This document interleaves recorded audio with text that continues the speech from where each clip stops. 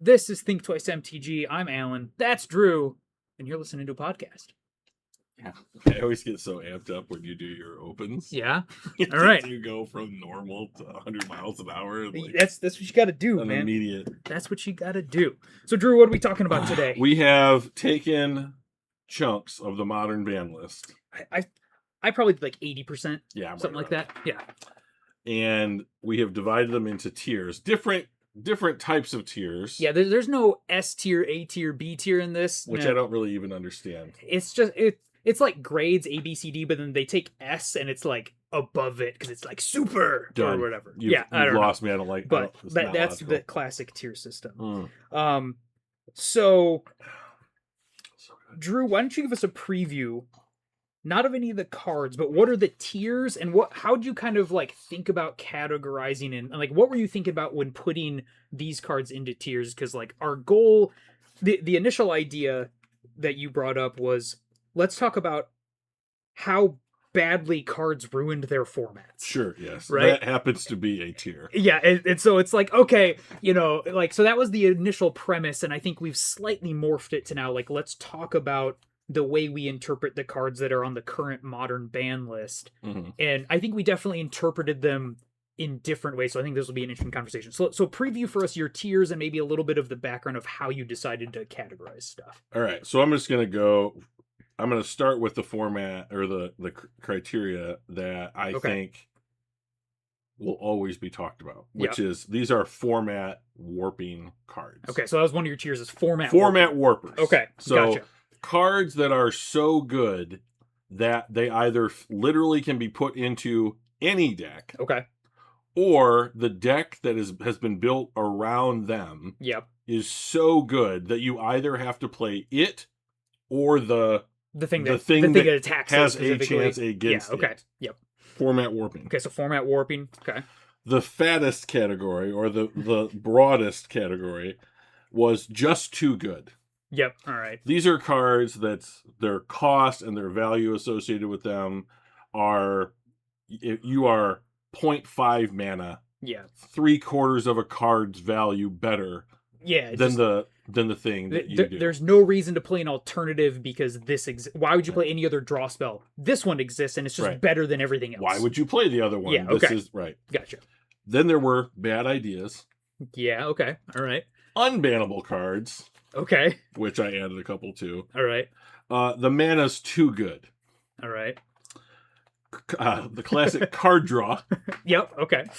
And then a bunch of cards that I felt didn't fit into those categories, but have been banned for exceptionally specific reasons. Oh, okay. Gotcha. Yeah. So, like, for example, I believe it's Blazing Shoal. Okay. Yep. Was a 0-mana discard spell. Yeah, discard a red spell, pump something. And it was, I Googled it, and it's like, I looked at it, and I was like, why is this thing a problem? And, turn and it was like, oh, it's infect.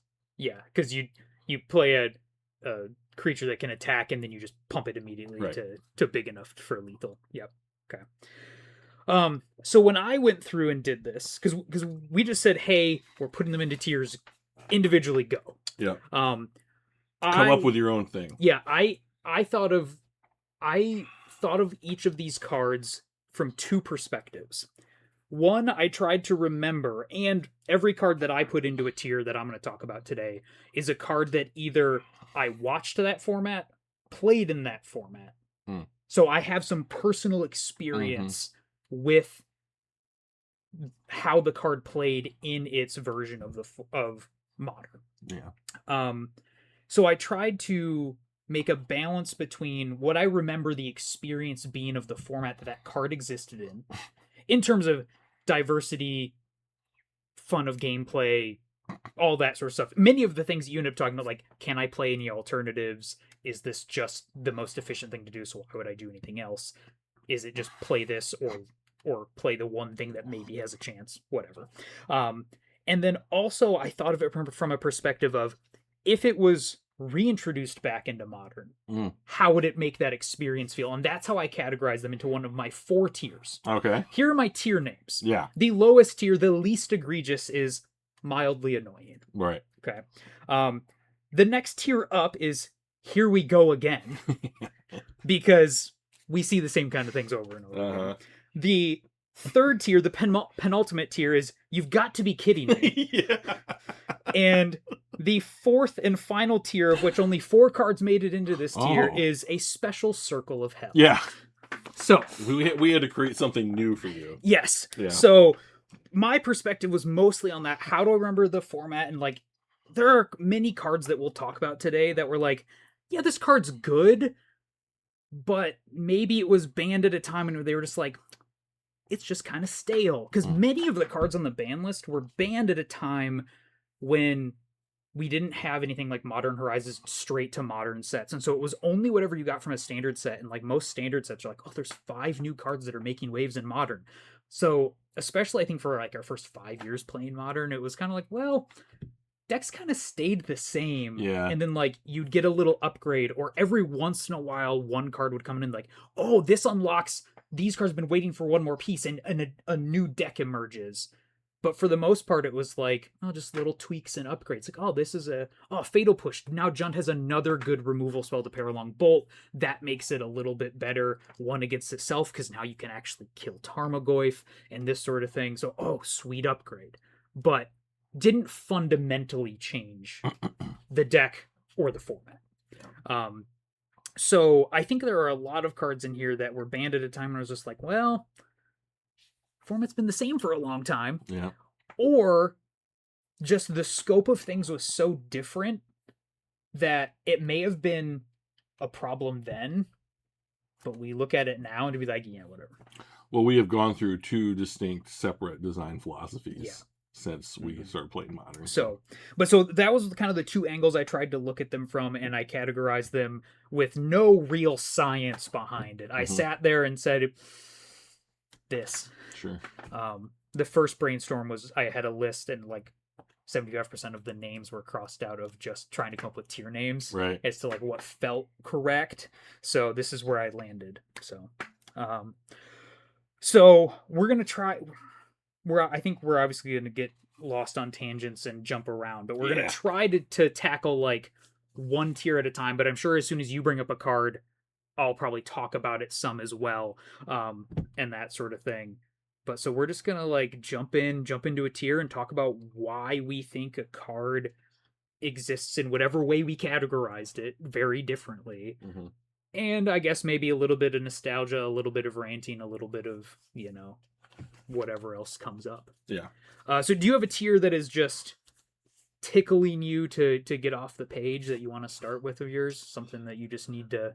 Well, I think that we will get... Sorry, your dog was giving me a hug earlier. Yeah. I think either unbans or like... So I think most of the stuff on the front page here is like the worst of the worst. Okay.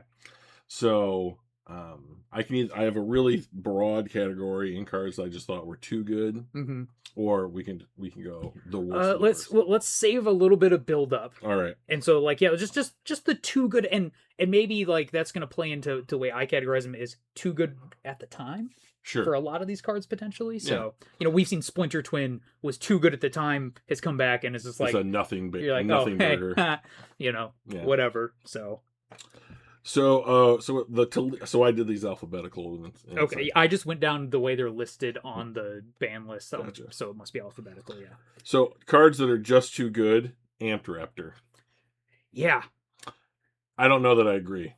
So here's the thing. Amped Raptor is a 2-drop, ETB, makes 2 energy, and then you get to look at... You flip a non-land, right? And if you have enough energy, you can pay for that cost without paying its mana cost, so just with energy. You could potentially get 3 mana or 3 energy if you went Guide of Souls, turn 1, it lives, turn 2, Amped Raptor, generate 1 mana, and then the 2 energy. Or like you saw plays of like I play my fetch land.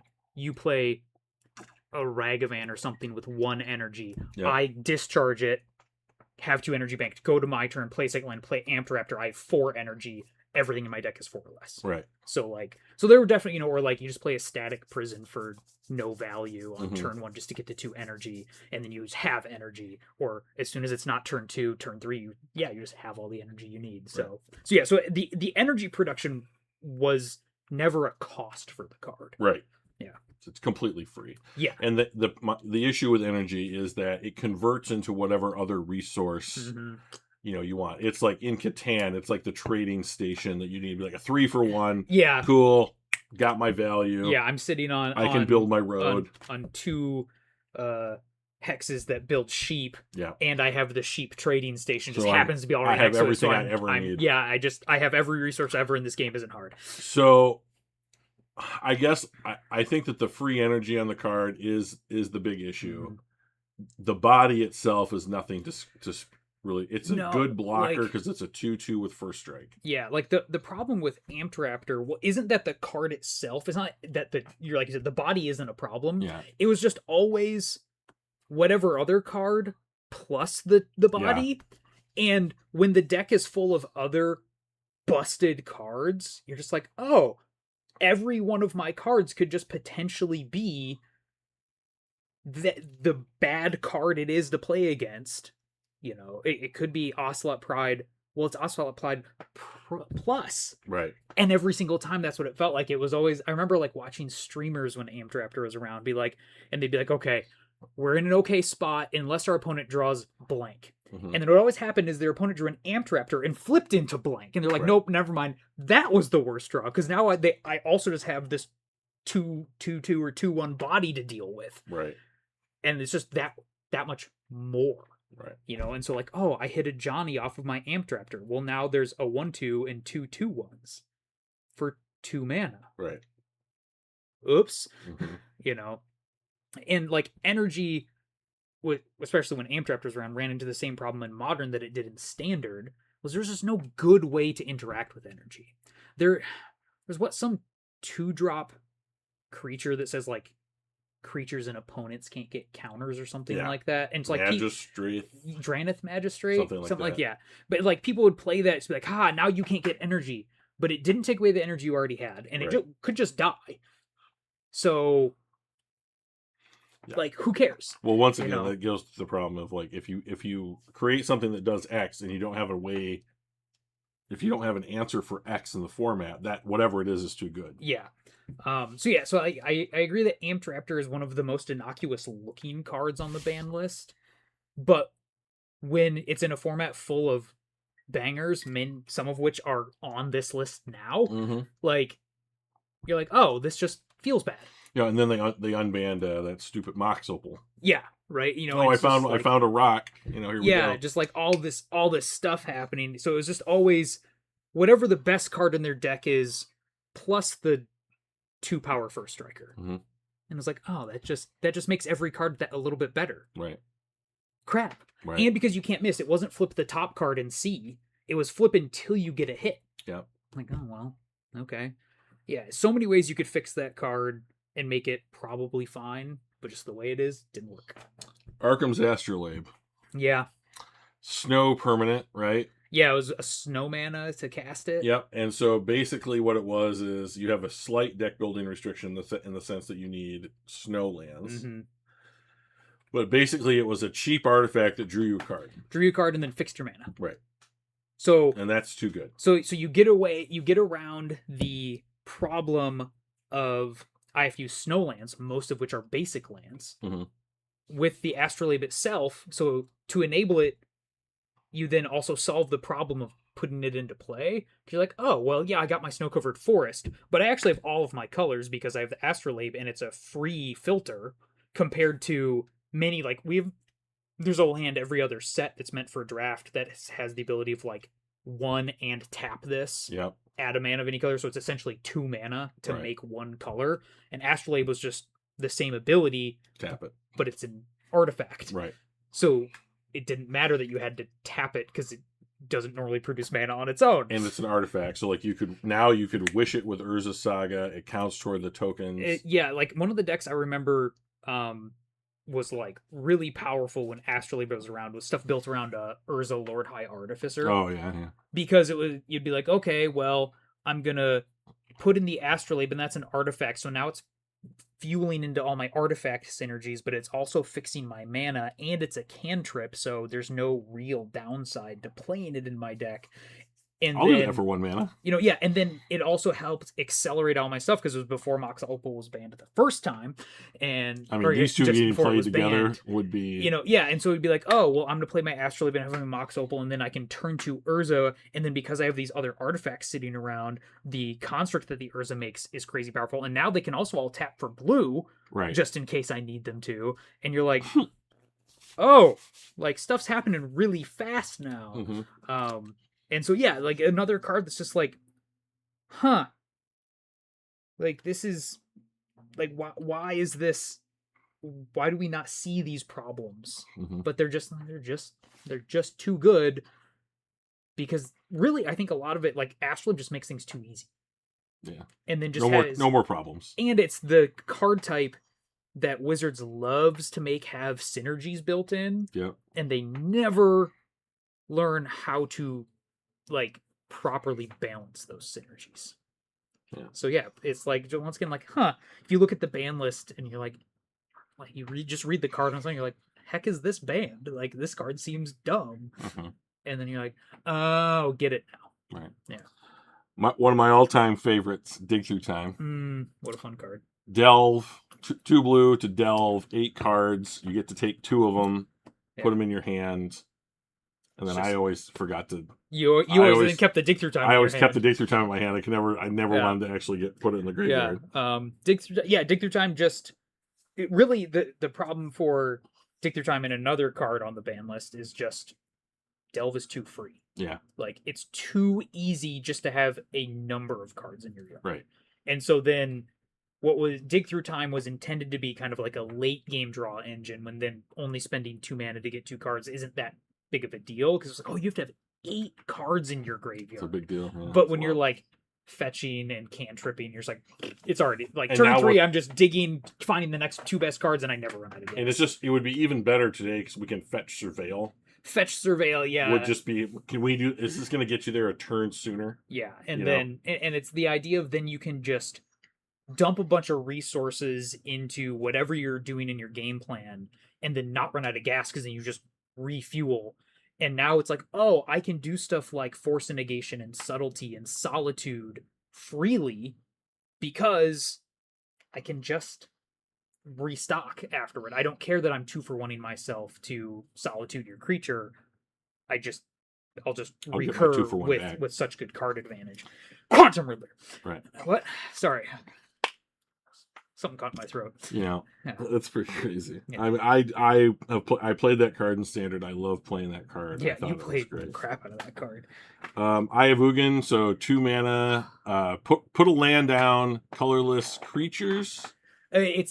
Cost 2 less. I'll look it up. I think it was just Eldrazi. Eldrazi cost 2 less, and since they're all effectively colorless, yeah, it was Eldrazi cost 2 less to cast. Colorless Eldrazi spells you cast cost 2 less to cast. Spells you cast. So, can you imagine? So the best card I've heard said, the best card in Modern currently is Kozilek's Command. Can you imagine? Can you imagine Eye of Ugin with Kozilek's Command? That's crazy. Yeah. So the thing that frustrates me about Eye of Ugin is not in the card design itself. It has some other ability. What is it? Like you pay 7, search your library for a colorless creature card, reveal it, put it into your hand, then shuffle. Why doesn't it say pay 7, sack this, search your library? But whatever. It's a really old card. Like, isn't the fact that the abilities as written on the card is like, oh my god, that's so busted. Mm-hmm. Because when the card was designed, the entire mentality about Eldrazi is they are massive, like, colorless creatures. Mm-hmm. So when the cheapest ones you can find are 7, 8, or more mana, Eye of Ugin isn't a problem. Right. Because Eye of Ugin existed for however long between Zendikar and Battle for Zendikar and did almost nothing.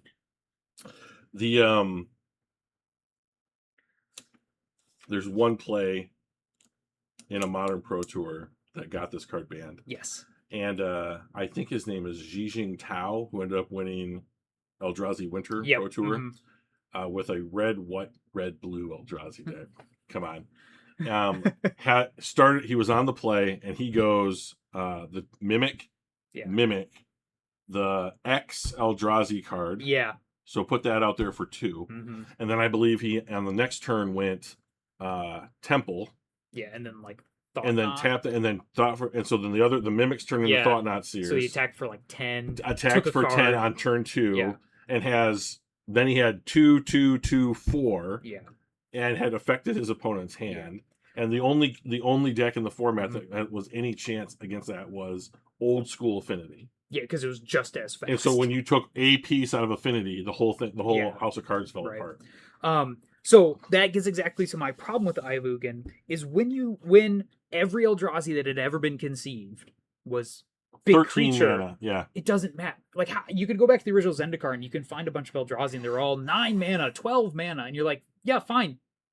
Ooh, your land counts as 2 for that one and can't cast any of your other spells. Down to 6. Like, okay. Right. Like, that's fine. But as soon as they said, hey, we're going to fundamentally change what Eldrazi are, and we're basically just going to make them function like every other creature type in that they can be small, they can be big, they can have good utility, they can do all of these other things rather than just being like, just monsters that just consume whatever's in front of them without even realizing what it is, then it makes a card like that all of a sudden really good because you have cards like Eldrazi Mimic, which is a 2-mana card. So it's free. And like the play you just described wasn't even the worst that could be. Sure. Because you could just dump all 4 Mimics on turn 1. I think I saw it happen all of one time. Yeah, in the history of the game. But you could do it. Right. And so then your 1 land on turn 1 just accounted for 8 mana. Oh, and then it's going to count for 2 more the next turn because then you're going to play the Thought Knot Seer, or you're going to play an Eldrazi Temple or whatever, and then use a Simian Spirit Guide to make a 5th mana and put in Reality Smasher. And look, I just attacked you for 20, and you have to discard cards to interact with them, and you have 1 mana. Congratulations, opponent. Like something like that. And so that's the problem. Eye of Ugin, if they just kept Eldrazi with the original design intent, then it's a perfectly fine card. And that's why Eldrazi Temple was like, Eldrazi Temple, whatever. But now when you can cast everything like, the best, you've got Brood Scale, you've got Glaring Fleshraker, Thought Knot Seer, Kozilek's Command, all of these cards that are good at 2, 3, 4 mana, Sowing Mycah Spawn, all of a sudden these kinds of cards get out of control because now your lands are literally worth twice everybody else's. Right. Problem. Really even Tron doesn't make extra mana until turn 3. This is just we just do it turn 1, turn 2, and every turn after that. Yeah. So a card that I think it was too powerful. Okay. But I want to see something like it in the format. Field of the Dead. Okay. I like the idea of in Legacy there are land decks. Yep. Who have land combinations to win the game. I think something like that should exist in Modern. Okay. I don't know what that balanced and what that looks like balanced in Modern. I want it. This did it too well. And it gets to a thing I'll probably talk about with a lot of cards, is it did it without you having to do anything other than put it down. Right. Here and it is. That's what it's in play. It's gonna make things. It's not, I have to activate the ability to do the thing, or take Dark Depths as a good example. You put it into play, then you have to do something else to get the benefit out of it. Right.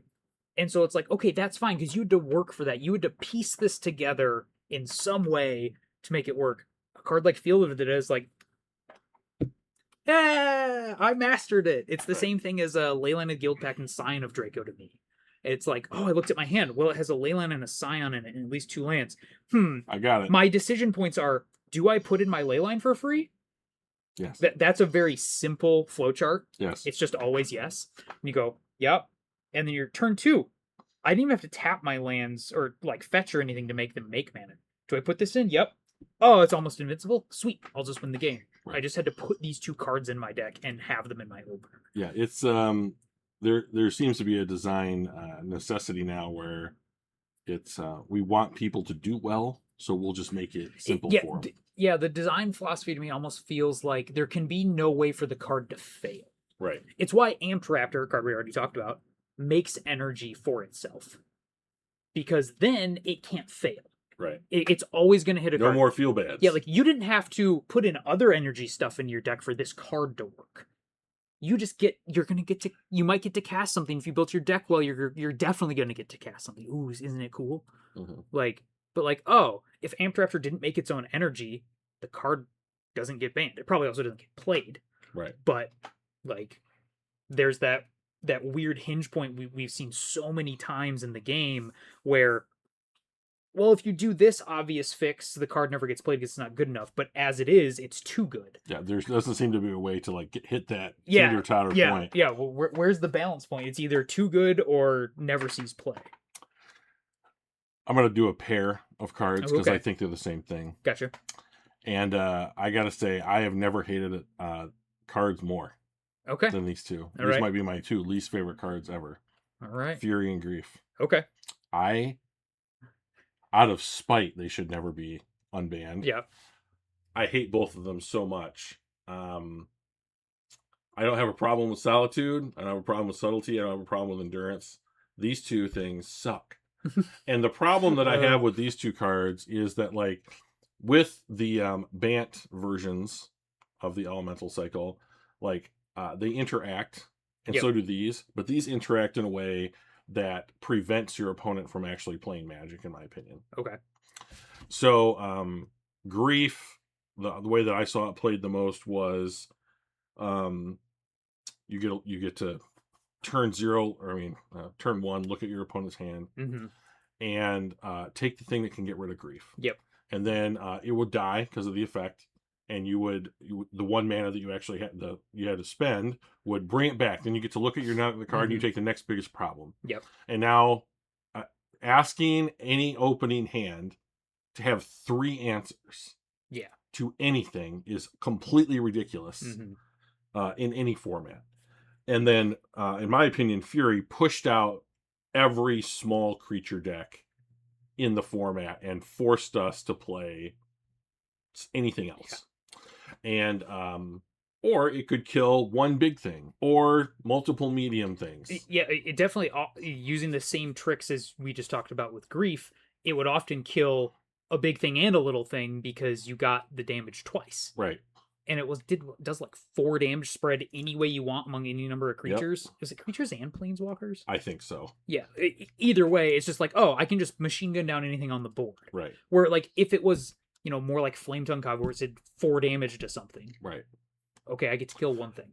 And the thing I think that I find the most egregious about these 2 cards in particular, and less, certainly with the other 3, but mostly these 2, is the people who made them could not seem to figure out that what was going to happen was I'm going to pay the least amount, and then I have a cheap way to bring this thing back. And then they made one of those effects to bring it back and make it better. Yeah.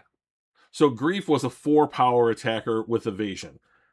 Fury was a 4-power attacker with double strike. 4/4 double strike. So not only was it like it's a board wipe unto itself, but it comes back, wipes anything it didn't get the Game's first over time, in 2 turns, and then you're dead. Yeah. Like if you were at 20 and you didn't do any damage to yourself, which is almost impossible in the modern format, this was a 3-turn clock on turn 1.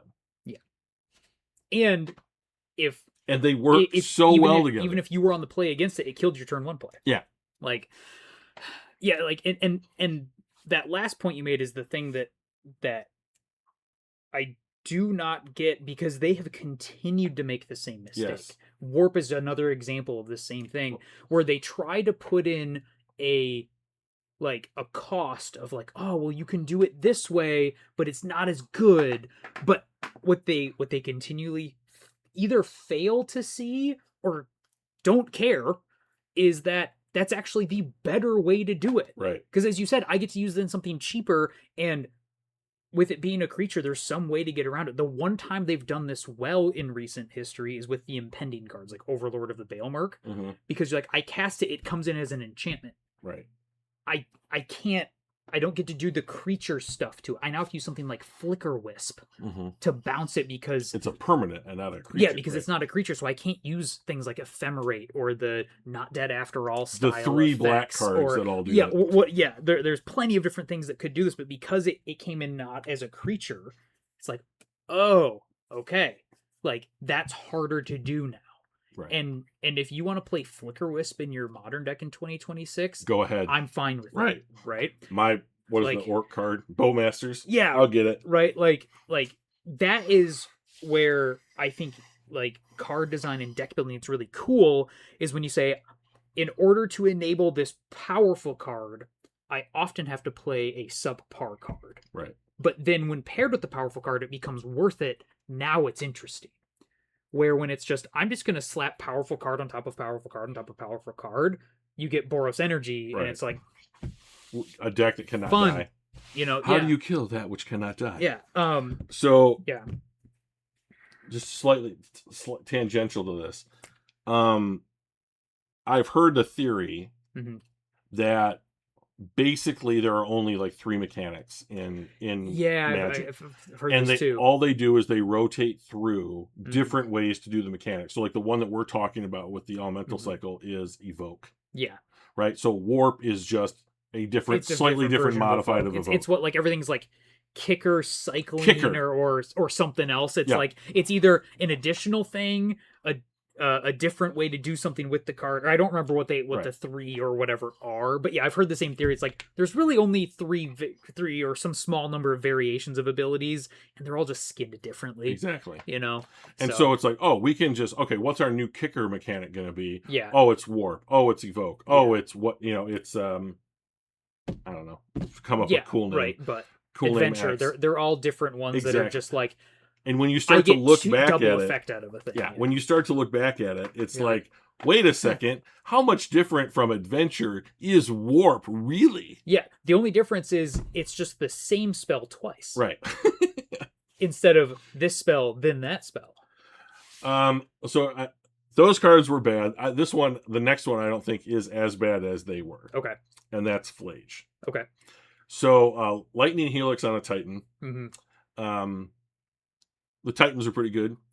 Yeah, and like Flage is very clearly the middle brother of the 3 Titans. Correct. The littlest brother is still running free. He's got in the format because he's just kind of plucky. Yeah. Look at what he can do. But like Flage is just a great example of why that style of card and just that templating they've made for these Titans is just like, it's just hard to make the card not be the best thing to do. Right. Because it just keeps on coming back and keeps on coming back. And if you get value on the front side, it's like, okay. And they tried with Flage, different than a different card we're going to talk about, to make it so that you overpaid the first time. Because as you said, Flage is literally Lightning Helix for 1 more mana at sorcery speed. And when I saw it previewed, I was like, this isn't any good. Yeah. Well, it's because we look at Lightning Helix for 1 more mana, and we're like, we already don't play Lightning Helix. Right. Why would we pay for I would not pay more for it. Because it's Lightning Helix that then comes back as a 6/6, and Lightning Helix is more things. And then what we talked about earlier is when you print more cards that are then good when they're paired together, vis-a-vis Arena of Glory, not banned by the way. This thing becomes it does it twice. Yeah. On the same turn cycle.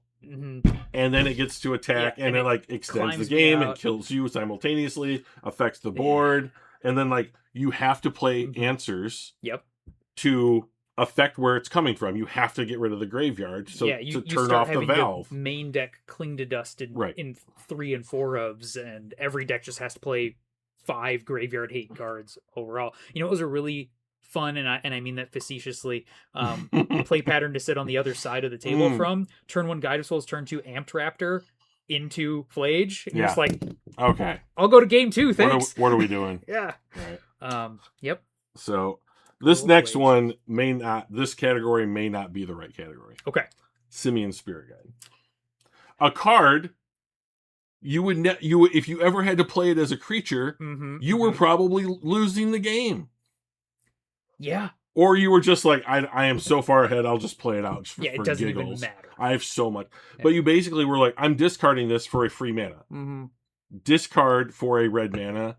And it was just like, if I can do on turn 1 something that costs 2, if I can do on turn 2 something that costs 3, you're so far ahead. Yeah, and like the only time we ever saw Simian Spirit Guide was in like bad versions of combo decks because it was they had to be a turn faster. Right. And so like it's combo decks now that you can actually see like the grandchildren of are still around, but they're very different. But it was like Through the Breach and some of these other things were like, I just need to get there one turn faster. Oh, look, Simian Spirit Guide. Accomplishes that. Done.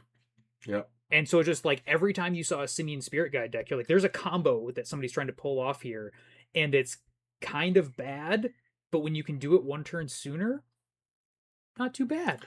I remember one of the first times I ever played against Simian Spirit Guide, the person playing against it, I don't think really understood how powerful it was. And they went something like land, discard Simian Spirit Guide, play a 3/3. Yeah. And I was like, cool, bolt. You know, like, yeah.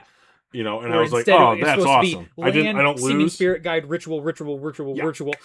Storm would play that card immediately. Ritual, Through the Breach, Emrakul attack you. Yeah. So I don't know if this is just too good. I don't think it's a format warper. Yeah. Because it has to be paired with something else. Correct. But it's just too good for what it does. It fits into the same category as some other things on here, which is really just an overall thing of like free mana is often too good. Yes. And it's the same thing as Ayavugan. Ayavugan was just free mana. Yeah. And so it's just like free mana is very, very difficult to get right.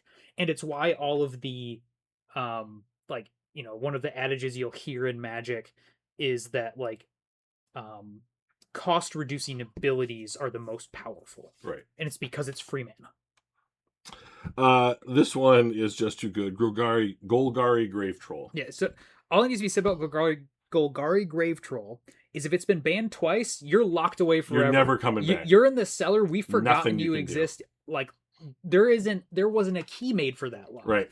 And if they make the mistake of unbanning it again at some point, I'm like, you were just asking for it. I don't care if when they do, it is fine. Yeah.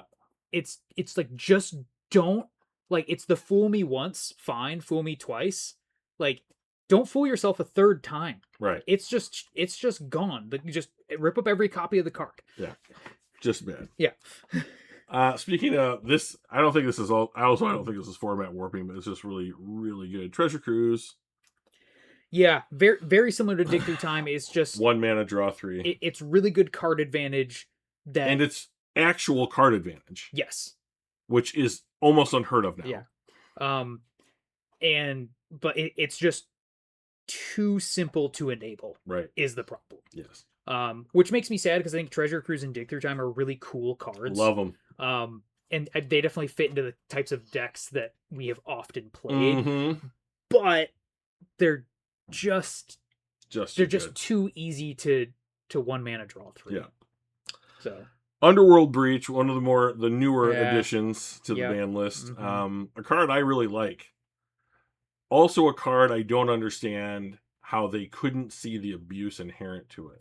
Oh, as soon as the card was released, so many people were like, I don't know how, but this card will break one day. This is breakable. Right? Like, this is the card that will break something out of the set. Yeah. Please break this. Yeah, right, exactly. So, and he did. Yeah, it's just, it just lets me replay the thing over and over again. The biggest problem with it's a type that's difficult to interact with. Yeah. The biggest problem with the escape mechanic that we've seen with the Titans, with Breach, with whatever, is that when you escape it, unlike Flashback, it goes back to the graveyard. Right. If you escaped the Titans and you got them back once then they exiled, not nearly as good. Fine. Right. You know, but it didn't. They come back with a finality counter. You know, yeah, just something. You know, they do a bunch of the just remember effects, and it's like, when you escape a card, if it would go to any other zone ever, it just goes to exile instead. Mm-hmm. Done. Right. Now you would still have the problem of ephemerating it, but whatever. that card is on my shit list. Yeah. Up the Beanstalk. So we talked about different variations on Kicker. Mm-hmm. Yep. So this card is just inherent card advantage for the big bad spell you wanted to play anyways. Yeah, and the problem is that for the past handful of years at this point, apparently Wizards' favorite card design space is print a cost in the top right corner and then on the card have a way to circumvent it. Right. So that then you're doing something like for 2 mana, you're casting Up the Beanstalk. it cantrips. Why does it cantrip? Right.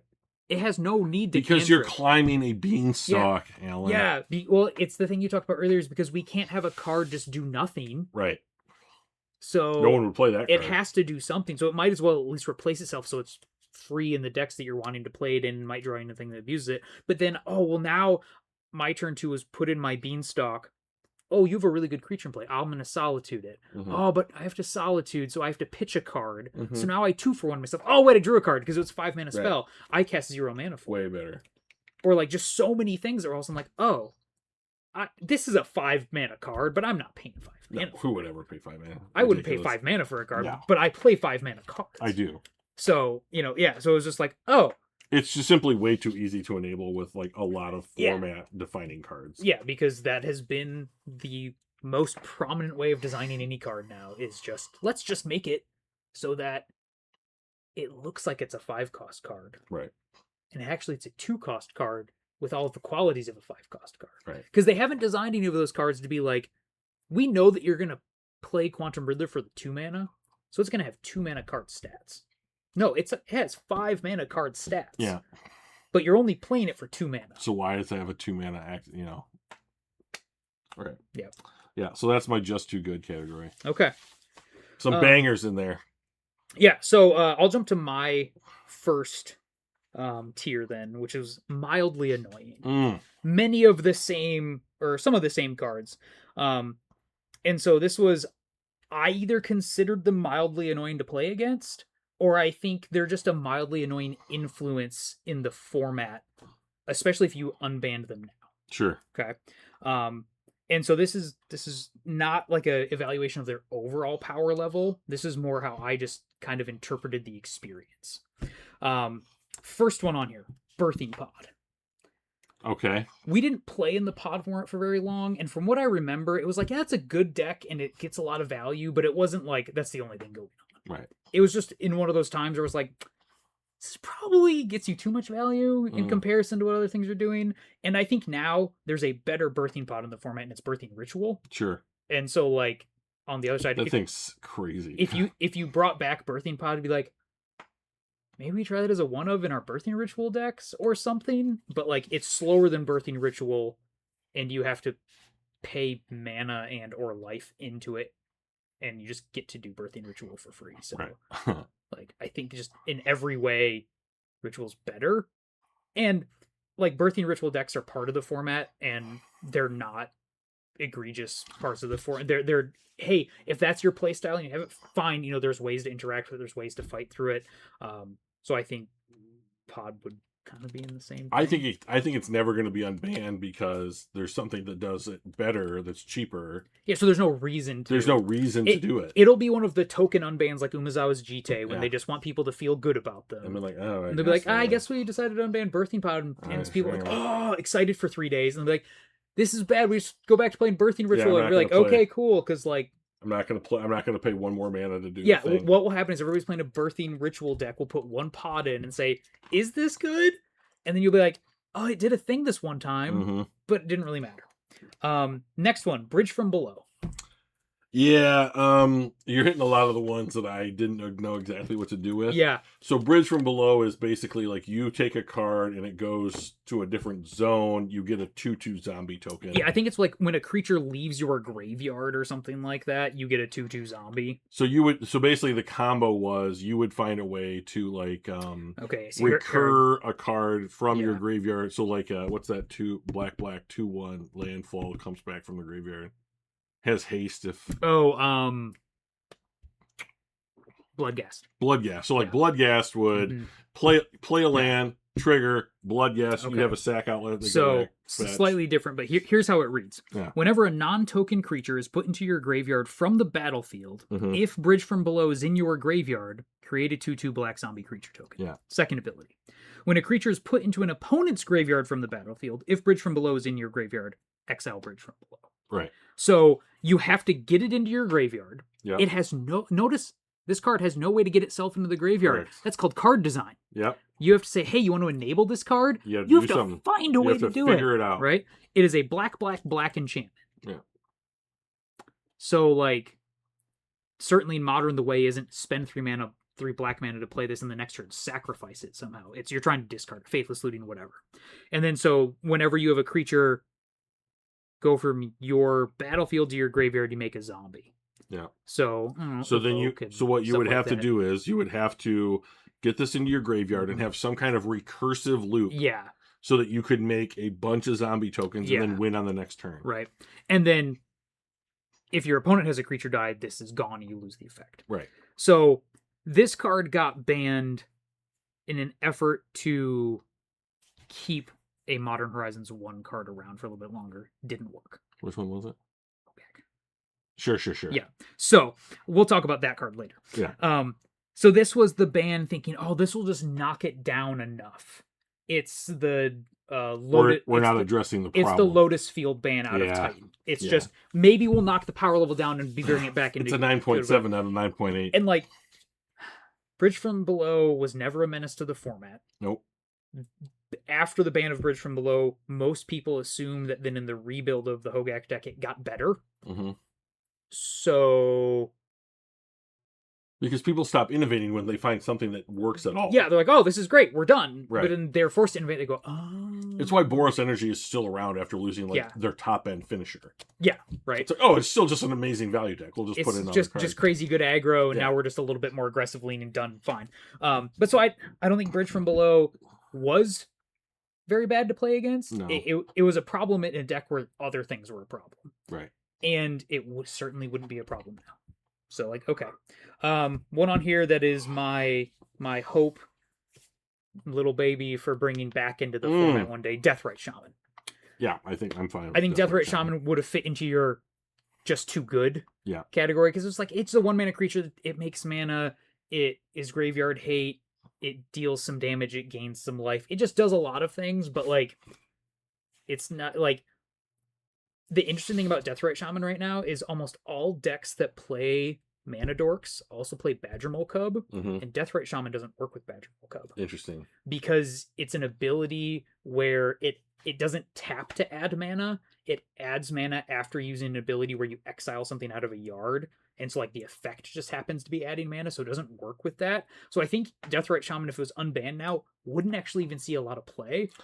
I don't think it's even close to the best one. If it's not the best one drop in the format, it might be in the top 5 if it's unbanned. Like maybe. I think that it could see spot duty, and but it also was like, it was banned because it was mostly played in Jund at the time, which was just a value-based mid-range deck. Yeah, and there was like they used to call it baby planeswalker. Yeah, they're like, what's the best planeswalker? Deathrite Shaman, because multiple abilities, cheap, fine, I get it, but like, it's a good card, but it's not anything that would be like, oh my gosh, you're gonna ruin the format if you have Deathrite Shaman in it, sort of thing. I have Dig Through Time on this list, so good, because it's really good value, and I think the actual bigger problem with Dig Through Time and Treasure Cruise is that just it kind of incentivizes everybody to play them. Correct. And so it just becomes really homogenous. Sure. I have Fury and Grief on here. Gigantha the Wellspring. I completely disagree. Yeah. So Gigantha is basically only on the ban list because it had no cost. Pretty much. Sure. Like, so many decks were just incidentally be like, if I just change out my Seasoned Pyromancers for Fable the Mirror Breaker, I can just play Gigantha. Sure. And so it just like, it wasn't great, but just in the games where you kind of ground down to not having much, and you're just like, I just got a free card draw of an action spell, and it's a 5/5. Okay. Like, it was annoying sometimes. Exactly, it was mildly annoying. Yes. But it wasn't like it wasn't like you weren't building the deck to build a Gigantha deck. Right. Like you were building to build a different companion that's on this list. Mm-hmm. But it was just, hey, look, I could fit Gigantha in here. One sideboard slot. And like, sure. And I think that was the overall thing. It was just like, it's just too easy to meet the requirement. I don't think that. So, in my take on that card is that if that is the reason why it's banned, that is not a significant enough reason in how it affects the format to warrant a ban. In my opinion, this card is banned because Aspiring Spike got sick of playing against it. wonder if he got sick of playing against it or playing with it. Either one, probably both to some degree. Because it was just like every day was like, well, this is like I said, make one card change and there you go. Let's think about what this card is actually. So it was 3 mana at some point. Put it in my hand. Yep. 5 mana to cast a 5/5. 5/5 that then tapped for one of every color. Yeah, the Wooburg, right? Yeah. And so you could do that, and you had to spend that money on the actual pips of the thing that you were casting. Yeah, it couldn't pay for the generic cost. Right. So what it ended up happening most of the time was we've reached a point in the game where we both exhausted each other's resources. The game has developed into the mid to late game, and I can now put a 5/5, which forces you to find an answer for a 5/5. I get a guaranteed good top deck, is what it was. Yeah. And so, and I don't think that warrants a ban. Yeah. I think really Gigantha ended up being banned because they realized that the companion mechanic is stupid. Yeah. And so they're like, okay, if there's a companion being played in whatever percent of decks, we just shouldn't let it be around. Right. Because if we get rid of all the ones that are played, nobody will talk about how we messed up so bad. And remember, this is a mechanic that was even changed after it was released. Right. Originally, you just put it into your hand for free. We have seen that kind of change almost never. Yeah, because originally it was just you can just cast it from the companion zone whenever you want for its mana cost. Horrible. That's way worse. Yeah. So like I thought even the fix was just like this is fine. But like what we were talking about is like we've had how many companions have we actually seen play? 3, 4? So the 3 that are banned have seen significant play, and then Lutri. Oh, and York, yeah. What's the Kathira? Yeah, the one that only wants odds. Right. Yeah, the 5 mana blue-green one. Oh. Or no, that's I'm not. talking about the elemental vigilant 3/2. Oh, Kahira. Yeah. Kahira. So we see Kahira seen play, Lutri's seen play. Oh no, it's the one that wants everything to be like mana cost 3 or higher. Oh, there's like a red black one that's like there's Obosh. Yeah, there's still the blue green one that I don't remember the name of. But anyway, so like others have seen others have seen some sprinklings of play, but nothing that's like, oh, it's like, the token interesting deck because somebody played a Lutri deck. Oh, did you see that? Oh, cool. Yeah, and if your opponent reveals Kahira, you're going up against either like what I'll call no win con control because it doesn't have any creatures except for maybe Solitude in it. So it's like trying to with the Planeswalker or a land or something. Or nowadays you're playing against the red white Ponza deck. Right. And that's it. So it's like, all right, fine. Which so the way that Ponza's using it is exactly the way that people used to use. So so Kahira should be banned. Yeah. Except that Gigantha could go into a broader array of decks. Yes. Right. It's a more narrow band, so people aren't talking about how bad Companion is because it's just in everything. Yeah. Whatever. Also on this list, Lotus Field. Yeah. Yes. Lotus Field wasn't the broken card. Nope.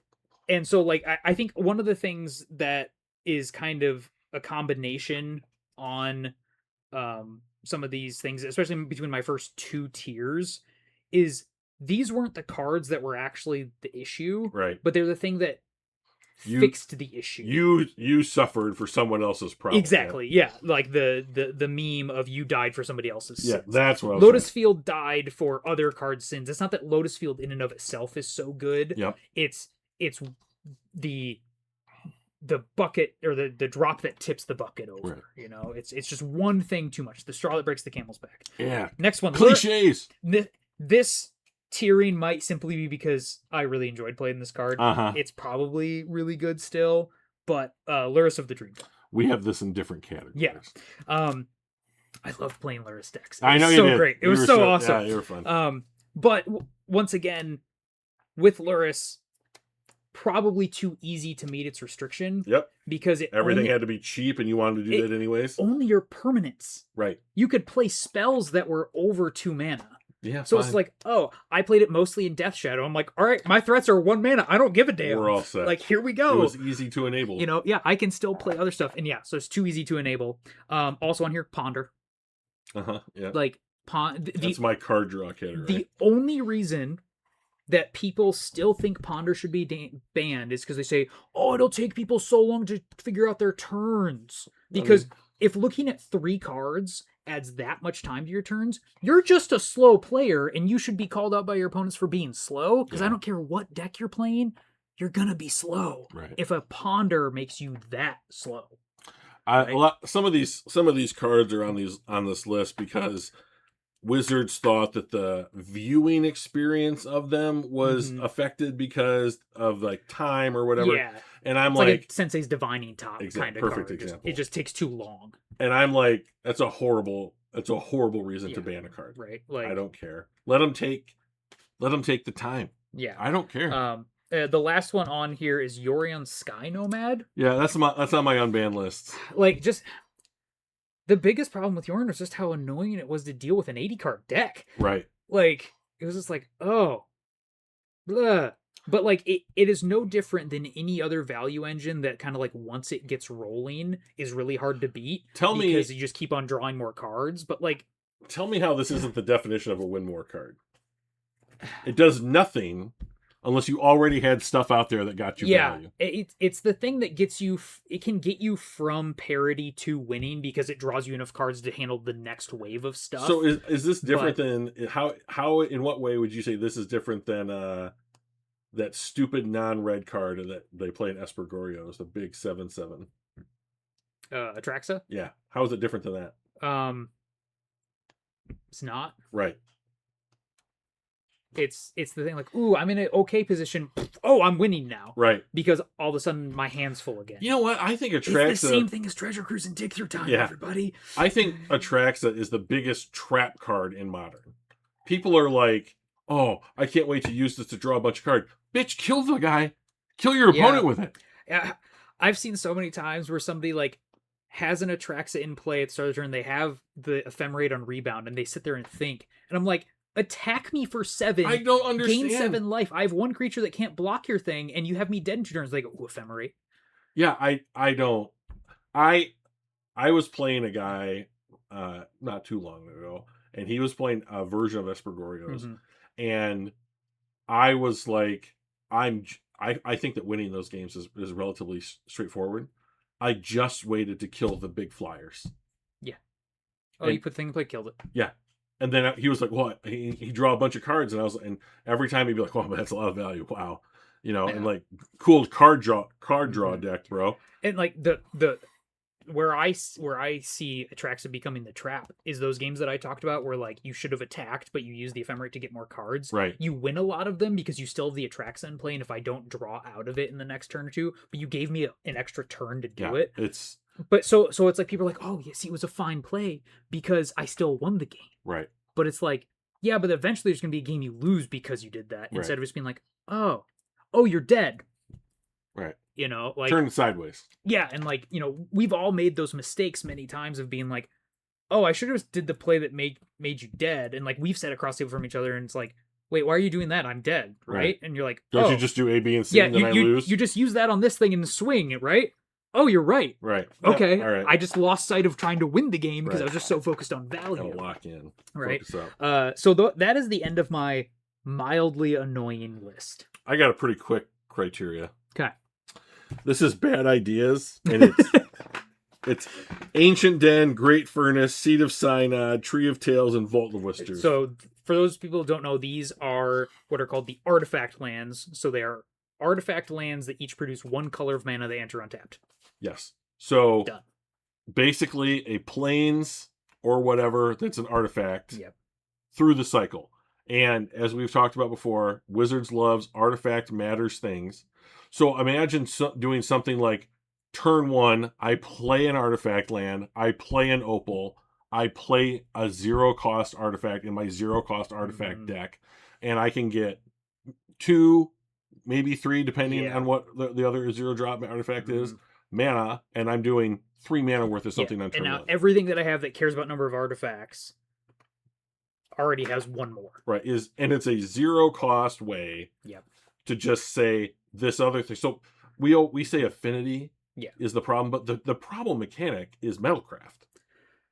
Things that care about other artifacts. Just being alive. And really Metalcraft and affinity are just like two slight variations of the same ability. Right. It's something, once you have enough artifacts, this gets good. Right, and like even like the Urza Saga tokens Mm-hmm. give a shit about how many other so artifacts there are, so they have Metalcraft. Yeah. We have artifact lands that are legal in Modern right now, but they enter tapped and So are, no one plays and are them. indestructible. So if you see those being played, you're like, oh, I'm playing against somebody who's like trying to do like Thought Monitor and Thoughtcast. Yeah. Sort of shenanigans. A Frogmite might be in my future. Yeah, right. know? And then like, sure, sometimes they just get to put down a bunch of free cards because once you get to like Frogmite level, like, well, you went from 4 to 5, and now I might be able just to play this thing, and then just they're all in play.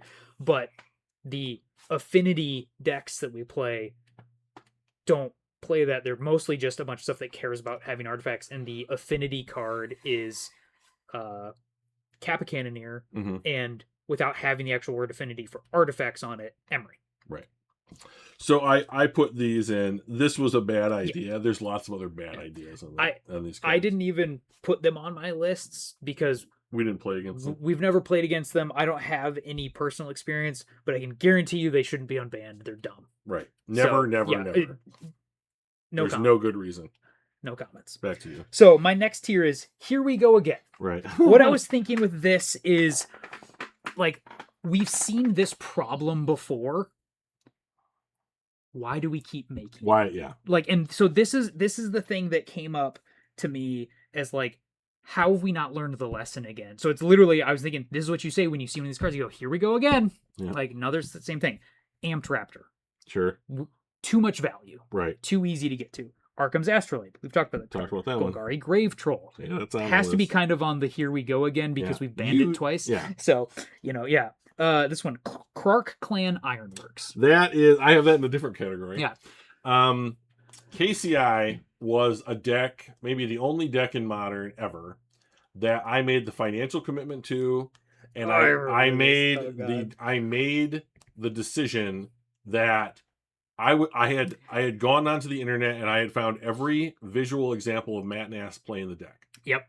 And I made a playlist, and I was like, I'm going to study this and understand all of the lines. Yep. I'm going to become proficient at this list. Mm-hmm. I made a commitment. It happened to get banned. Matt, thanks a lot. But like, the reason I did that was that deck, if piloted to a certain degree, was literally unbeatable. Yes, nobody beat. He He won had, like 3 like GP level tournaments in a row. He was winning, and like, so first of all, Matt Nass, excellent player. Yes. You can't just decide to be Matt Nass. Right, yeah. But like, he was winning at a clip. Like, the best players on earth over their careers are like low 60% win rates. Yeah. He was beating that by like 5 or 10%. Yeah. It was like an insane win rate. And almost nobody else was doing it, but everybody's like, as soon as people learn how to play this deck, we're screwed. And that's why I got banned. We have to ban Matt Nass right now. Right. So anybody who's not familiar with Krark Clan Ironworks, 4-mana artifact, it has 1 ability. Sacrifice an artifact, add 2 mana. This deck used to be called Eggs. Yeah. And so like the idea of the deck was you'd get this into play, usually by powering it out sooner than turn 4 because you have extra mana and stuff like that. And then you just had other artifacts that you could sacrifice and either drew you cards or allowed you to bring back another artifact. Yep. Sack it, draw a card. And so then you ended up having this loop of 2 of them, and you just kept on bringing them back, and you made all the mana and then did something with it. Yeah, you either got to put Emrakul into the thing, or you powered out some kind. I mean, Kozilek's command with this thing would be insane. Oh, it's stupid, because you'd get enough mana, and then you'd be say, I can scry draw my whole deck. Right. I found the thing, and then I found the win con, and I have enough mana. I made to a put bunch it of into mana. play. I did that. I did the thing. So, like, I put that in this category because it's just another example of. Oh, it won from Pyrite Spellbomb. Oh yeah, just loop Pyrite Spellbomb. It would loop Pyrite Spell, so it would be like I have a mana. Yeah. I play Pyrite Spellbomb. I sack, like, I'll sink a mana into it or whatever, deal you one, it goes the thing, recur it. Yeah, you just used whatever your recursion thing was. There it is. Yeah. And so it's just another example of we wanted to make a card that cares about artifacts, and we make too many cheap little artifacts that have abilities because we love artifacts, that it just is going to become breakable. Mm-hmm. The most broken card type is always artifacts. Right. Like, not in that at any given point you take a snapshot, the most broken thing to do, but the type that is broken most often by things coming out and what you can do with it is artifacts. I often wonder how many cards that you said, like, this thing is not good enough to play again. Like, we made this as a draft card. Yeah. And if you just put the word artifact on it, how many of those cards would be like, that's a modern staple? Yeah. Because now it's an artifact. Here it is. Yeah. So that one. Another one on here, Mystic Sanctuary. Yeah, the land. The land. So if you have 3 islands when it enters, you get to put an instant or sorcery on top.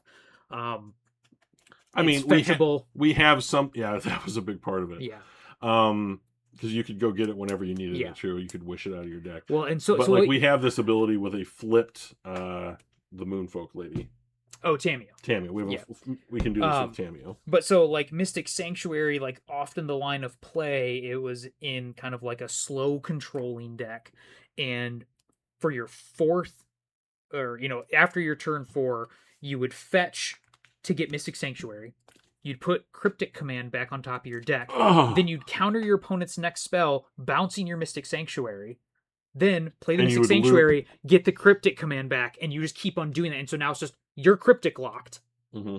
I just keep on adding back every turn, and then I'll get ahead. I'll eventually get to something, right? And then I win that way. And so, like, that was one way you could do. And this is just, here we go again. It's like, oh, this is just an innocuous card that does something really powerful. Right. This is in a cycle of lands that all have, I think, from Throne of Eldraine, the original Eldraine, and they all have, if you have 3 of the other type of land in play, this does something.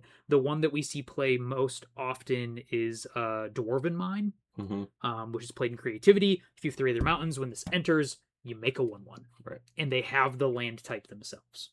So they are fetchable, which has been the biggest thing for them. That's the first thing you check when any kind of new land comes out. Can I fetch for Can I fetch for it? Okay. Let's talk about it. Well, it's the difference between scry lands, never see play in Modern, and surveil lands, absolute staple. Yeah. Right? That is the sole difference. So, just like probably in your maybe a little too good. Well, we're going to talk about that one next. Yeah. Interestingly, this is the card that surprised me the most of where I put it.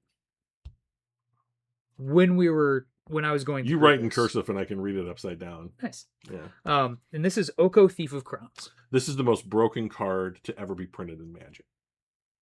I strongly disagree. Well, maybe I need to rephrase it, but this card was the most format warping card in Magic, in my opinion. So, Oko is a card that when was first spoiled, we didn't even know what food was. Right. So we saw the card, and all we saw was a version of the card that said, like, +2, make a food. And everybody's like, what does that do? We don't know. Turns out it's an artifact, and that really matters sometimes. Yes. But then it just we can't make tokens that aren't artifacts. Yeah, that would be insane. And so, like, the way Oko is an extremely powerful card is simply because it kind of just wipes away everything else that you're doing. Oh, you played a good creature? It's a 3/3. Yep. That doesn't seem like a terrible trade, honestly, because, like, oh, my creature's a 3/3. Oh, it can still attack and things like that. And it's like, oh, well, I make a food. Well, what do you do with food? Well, it's an artifact. Oh, I get a little bit of artifact synergy. It gains you some life for some mana. Okay. But it just blanked everything. This isn't the most egregious part of the card. The most egregious part of the card is its starting loyalty. Was insanely high. Let's see. Was it like 6? I think it ticked up to 6. So I'm going to pull it up here just so we can... I think it was like 5 or something. Yeah, it was... All right. Oko, Thief of Crowns. 1 blue, 1 green, blue. 4 starting loyalty. Okay. But here's the problem. Its first ability +2. Its second ability +1. Right. You turn your opponent's thing for gaining loyalty. So I could come down and say, oh, that really good creature you have that's a threat to me, I'm going to turn it into a 3/3, and I'm going to go up to 5 loyalty. Yeah. So now it can't attack me down. Right. Now I get to do more of my shenanigans. Do I need to make a food token and get just for the loyalty gain? I can keep pace with your attacks. Yeah. Right. Yeah. And so it's like, oh, it's just impossible to kill. Yeah. And that card was designed at the end of the era of Wizards really wanting Planeswalker to be a prominent type. That's all gone. And so, like, it started out as like they were kind of a little bit cautious with them. So a lot of them didn't really see play because we realized that, like, planeswalkers are good when you get multiple turns worth of value out of them. Excuse me. So then they started coming up with a formula of it's got to stick around. Plus for some card advantage, minus for some impact to the board, big ultimate that wins the game.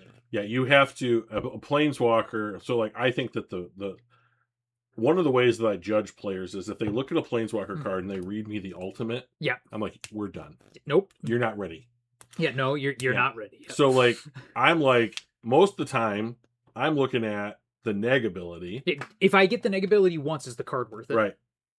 So like here's a card that I thought was what I played a ton of in standard back then. It was Obnixilis Reignited or something to that effect. 5 mana, 3 black, put it down, neg 3. Destroy your creature. Destroy a creature. Straight up. Still has excellent 1 or 2 loyalty left. Yep. And so if it survives, I start drawing cards. Sweet. I'm so good. I'm so ready. Yeah, done. Yeah, I'm good. Like if I get 2 turns out of this, I spent 5 mana, killed your creature, lost life, drew a card. We're playing Magic. I'll play that 5 mana spell. Yeah. We're playing Magic. Right? So then they started to figure out, like, well, that's just not really that great, except for in many standard environments where it kind of just becomes a mid-range slog, right? Yeah, they're really fun. But especially in other formats, they're like, planeswalkers aren't showing up. So what they started to do to combat that was we're just going to give planeswalkers higher loyalty. Yeah. And Throne of Eldraine was the peak of it. Because this and the Royal Scions both came in with, like, they upticked to 6 loyalty on turn 3, and you're like, I cannot kill it. No, especially not in the standard. There is no way to put enough things on the board in the first 2 turns of the game, plus dealing with what it says on it to kill that thing. Right. Like, I just can't do it. And they hated printed cards that say, kill a planeswalker for less than 3 mana. Mm-hmm. So,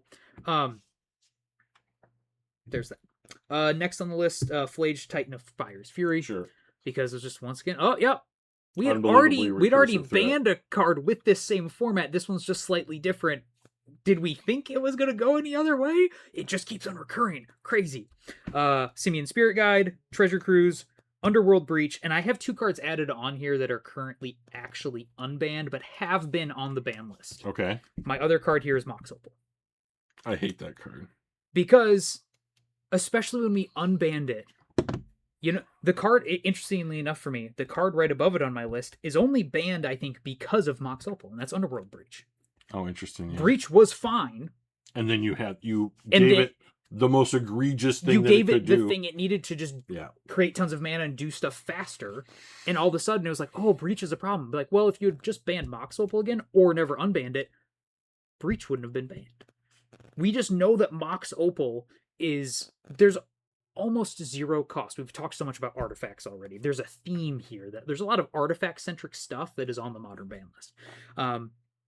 And we know that the cost of having 3 artifacts in play for Mox Opal to work, one of which is Mox Opal, so it's actually only 2 artifacts. Talk to me about how that Metalcraft ability didn't work. It's just not that high. If it was high, the card wouldn't see play. Yeah. Just to briefly reiterate something that we've talked about for years, it is a 0-drop mana rock that taps for any color. Yep. And the only way that it gets activated is if it has 3 artifacts in play, of which one of them it counts as itself. Yeah. So you have to have 3 artifacts in play, and they, as we've said 1,000 times already in this podcast, they love to throw artifact on stuff. Or if you make a token, it's an artifact. Cheap stuff. And it's cheap. Because we have things like Memnite and Ornithopter and Springleaf Drum or things now like Pinnacle Emissary that spit out a bunch of artifacts. Right. So, like, that's the real problem for Cart Clan Ironworks. Probably wouldn't be banned. Right. If Mox Opal didn't exist. Underworld Breach probably wouldn't be banned if it wasn't for Underworld Breach. Or Mox Opal, sorry. Some of these things in here is like, well, yeah, that was a problem, but it was because of Mox Opal. And almost every other version of the modern playable Moxes, so Jasper and Amber are like, this one sees some play and that's unplayable. Yeah, because the one requires dragons. So it's So- like, I already got my big mana stuff out. They have, they have 3 of these mocks that are available to us in the format. One is, this is terrible and can never be played. Yeah. One is, this sees play, but only if the other one that's super egregious is in a deck with it. Yeah, like, And largely it's there because it's a 0-drop artifact that maybe can make mana. But if it turns on this other one, we're doing the thing. Yeah, right.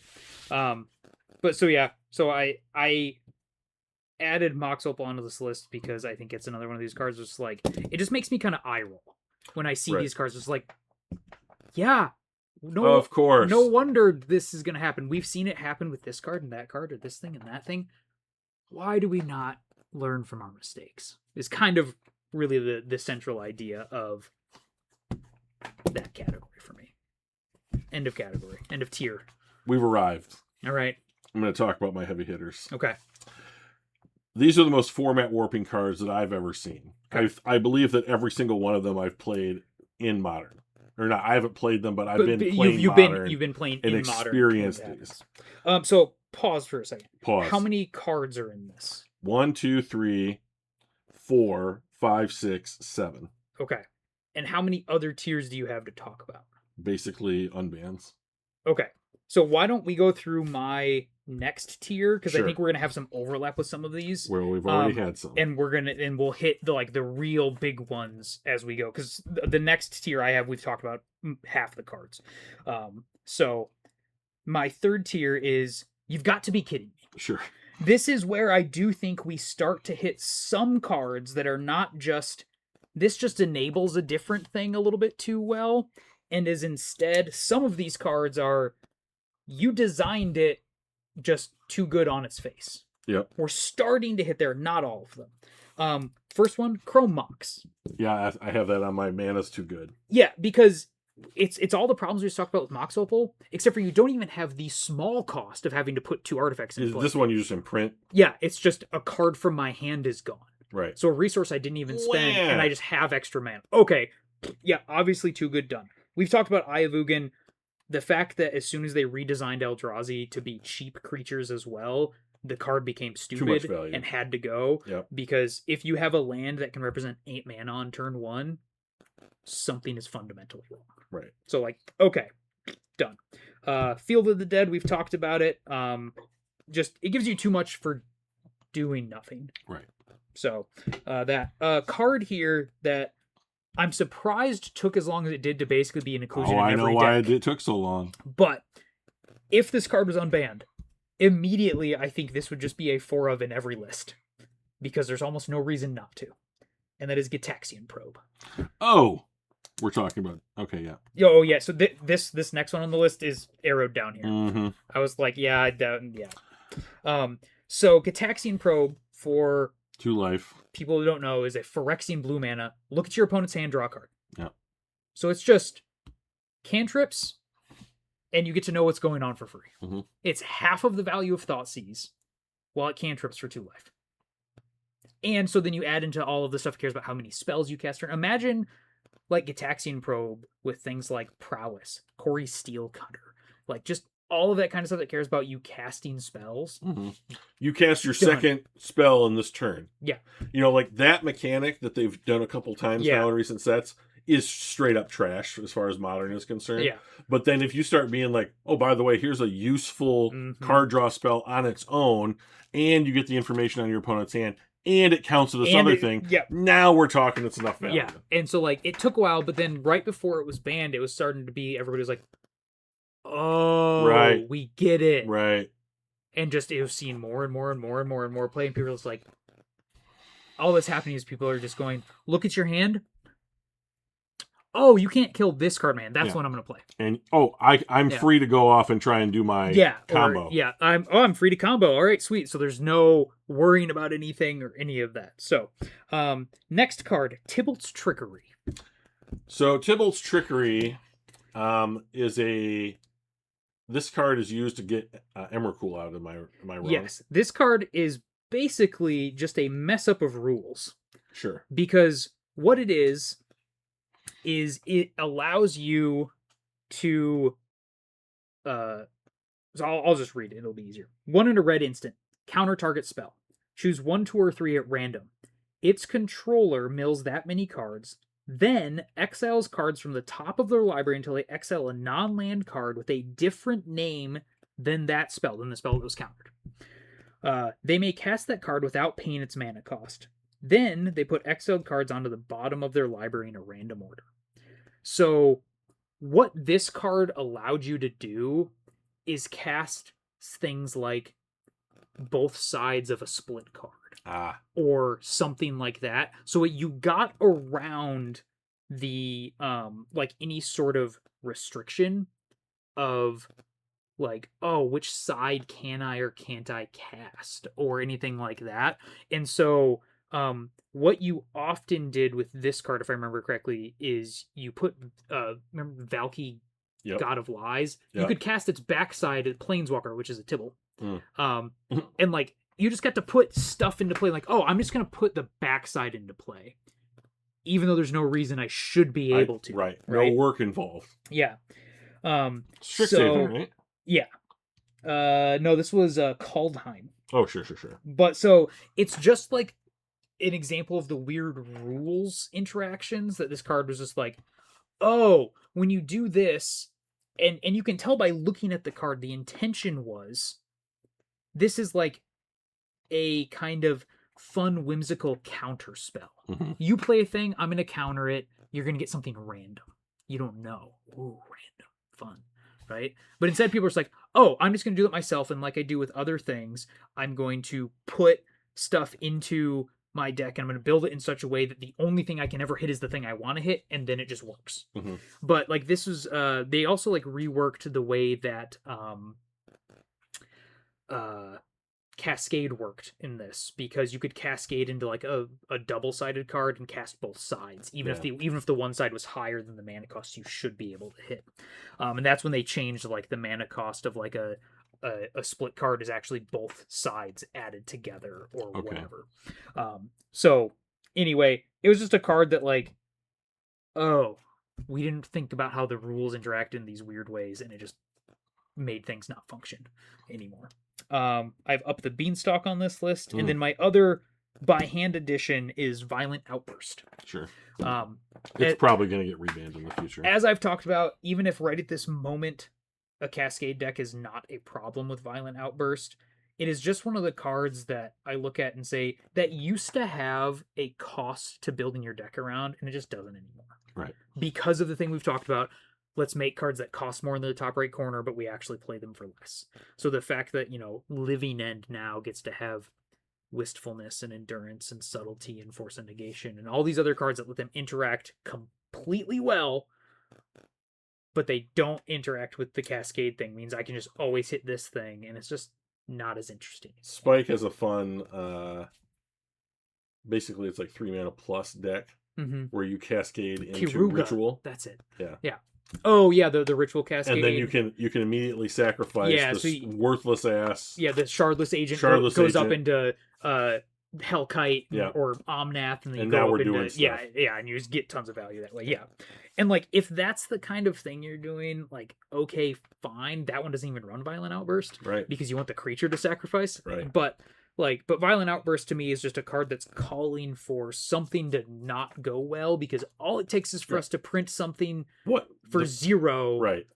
It's like, this is the syringe that you use to inject the drugs, and we're just waiting for you to inject a drug, put a drug in it, right? So I put, these are all the cards that I think a lot of them, literally, I look at them and literally go, you've got to be kidding me. Yeah. Like, this is what we're doing?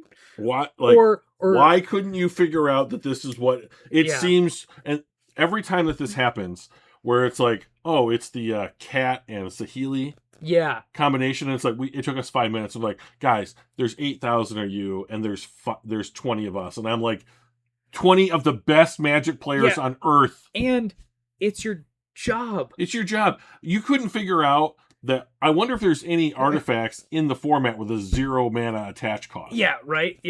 Like things like that. I ran a gatherer search. It took me 2 minutes. Yeah, but it's one thing when it takes a long time for us to figure out how to use something or whatever. But yeah, a couple of times it's been like, well, you just do this and this, and they go, oh shit. Like we spoiled the card today, and within an hour it was broken. Right. And like we had multiple times that there were formats like a standard format where you're like, we know this will be banned at the first time they give us an opportunity before the card is even released. And it's just like, yep, that one's gonna get banned. Mm-hmm. So like nobody's interested in playing the format when it comes out. Nobody wants to buy this set because it's like, don't care, that thing's there. Right. So all right, now dive into your format warpers. We have arrived. Yes. Uro, Titan of Nature's Wrath. So now that we're here, I'll tell you if you hit one that also hits a special circle of hell. Sure. Uro is in a special circle of hell. So this is the most egregious Titan that we have had to date. So this was like, if Croaks is here, yeah. Croaks is good. Yep. Not anything crazy. You can build a deck where it's a good piece. It can be a finisher, whatever. Croaks is here. Flage is here. Yeah. The guaranteed value of what Flage gets you, like the thing with Croaks is because the only guarantee is my opponent discards a card. Mm-hmm. The 3 damage is completely dependent on them. Mm-hmm. So like, all right, fine. Flage takes that and says, okay, I'm going to guarantee 3 damage and 3 life gain, and I get to pick where it goes. That is clearly better than Croaks' ability. Sure, it costs more mana. Whatever. Right? Generic, yeah. If Croaks is here, Flage is here, Uro's like up here. Yeah, Uro, the other two can't even see where he is. Yeah. Right? They're like so far behind that he's about to lap them. This thing, we look up the card. This thing is basically ETB, draw a card, play a land from your hand that doesn't count toward your total, and you gained life. So here it is, everybody, just because if you're not familiar with this menace. 1 blue-green. Legendary creature, Elder Giant, 6/6. When Uro enters the battlefield, sacrifice it unless it escaped. When Uro enters the battlefield or attacks, classic text on these Titans, you gain 3 life and draw a card. Then you may put a land from your hand onto the battlefield. And the land onto the battlefield is 3rd. So you can draw it off its own draw trigger. Yeah. And so this card, Kroxa, is one thing guaranteed, maybe a second thing. You discard a card, you maybe lose 3 life. Most of the time based on your choice as to what's best for you at the time. Sometimes, yes, you get to the point where like, I only have 1 card, I have to discard it, fine. Whatever. Okay. Flage is 2 guaranteed things, but only 2. 3 damage, 3 life. Uro is 3 guaranteed things every single time, and the thing that makes it even worse is gains 3 life on par with Flage. Draw a card, deal 3 damage, sometimes on par, sometimes draw a card is better. If you're targeting the player, I'd rather draw a card. If you're killing a creature, okay, that's worth a card. Fine. Okay. Put a land into hand is a ramp spell, which allows you to cast another spell and allows you to cast more spells than you could have cast the next turn. What is the cost to recur it out of the green, green, blue, blue? So it's 4 mana. Pretty mana intensive. Same cost as the other one's 5 cards. 5 cards. Yep. If this were unbanned in an era with surveil lands, this thing would be... You can put Uro into play on turn 2. It's ridiculous. It's turn 1, any sort of mana accelerant. Utopia Sprawl. Is it legendary? Yes. Delighted Halfling. Pick whatever you want. Some way to accelerate your mana on turn 1. Then you go turn 2. Play a land. Yep. Right? Let the value begin! Yeah. Then you play Uro. Okay? You gain 3 life, you draw a card, you put a land into play. As long as that land is a blue source, you then consign your sacrifice trigger, and you have a 6/6. Yeah, we're doing it. We're doing it. At the end of your turn 2, you will have access to 4 mana if you don't make your land drop next turn, and a 6/6. You never lose. That will draw you a card, gain you 3 life, and put another land into play. It's so good. And even if they do kill it, it just comes back. Yeah. Like, you have to exile it. People who argue for the unbanning of Uro are just outside of their damn minds. Right? It is like the scene in Inception when Joseph Gordon-Levitt's character is trying to shoot the guys off the top of the building far away with just like the regular assault rifle, and then Tom Hardy comes up and goes, "You need to dream a little bit bigger, love," and then takes like a grenade launcher and just blows them away. It is like that, but to the nth degree. Right? It's like people say that to me, and I'm like, I don't even know how to logically start talking to you. I just tell them they're wrong and stop talking. Yeah, I'm like, you don't even understand this play pattern that I just described, and that's just with Uro. Yeah. I don't even know what else is in the deck yet. Right. But I mean, like we have talked about like deck building before, and it's like if you're playing X, you want to play Y. Yeah. Right? And once you put Uro into there, like those decisions become so easy. Like, oh, what other cards are good in green and blue? Well, they're the automatic first cards to think of it. Do you want to play Quantum Riddler? Do you want to play Consigned Memory? Do you want to play Surveillance? Guess what? You're now doubling down on your Consign being good because Consign works well with Quantum Riddler too. Why wouldn't you put the rule of 8? Why wouldn't you want to have 8 things? You have a mana accelerator on turn 1. You go to turn 2, Quantum Riddler. You play it. You draw a card. You consign the trigger. You now have a 4/6 in play. Right. That's your backup plan. Right. Not bad. I hate it. Okay. I'm going to talk about another Simic card. Ooh. Nadu. Yep. Also in a special Circle of Hell. This card, I have a special feeling about this card. Not because of anything the card did, but because of the failure in the process that this card unfortunately went through. So to sum up briefly, very basically, this card was designed for Commander. It was then put into a set that you could put into Modern. Which was it? Was this 3? This is MH3, yeah. So, immediate problem. You designed it for a specific format, and you gave it access to a different format. Problem 1. Here's the next problem. The card had changes made to it before it needed to go to printing, and they did not have the time to test the changes. Do you remember why they made the changes to it? I do not. Please tell me. It's because they said, we don't think it's good enough to see play. In Commander? No. Right. They said because we're moving it from the Commander set to the Modern set, we think this will be a disappointment, so we need to tweak the way it's worded a little bit. In what way were we going to be disappointed? They print cards that no one plays all the time. It was because it was in Modern Horizons, so every card has to be playable, right? So, plenty of cards on a Modern Horizons 3 were playable. I think this is one of 2 cards that's in my running for most format warping I've ever Mine seen. is a very clear number 1. So, it's this or a card we haven't talked about yet. Well, I know which one that is. Yeah, but this card was like literally 3 months of no one played anything else. Do we even play? The only reason people played it is because it was the RCQ season was Modern, and they wouldn't because of the this card represents a failure of policy at the Wizards level. Pan organization. Yeah. Like they will not make an emergency ban. Yeah, because we've said we don't want to ruin consumer confidence. You know what ruins consumer confidence more? Wrecking the game? Nobody wanting to play it. Right. So like you then had it having to exist until the next ban list came out. Yeah. And it got banned.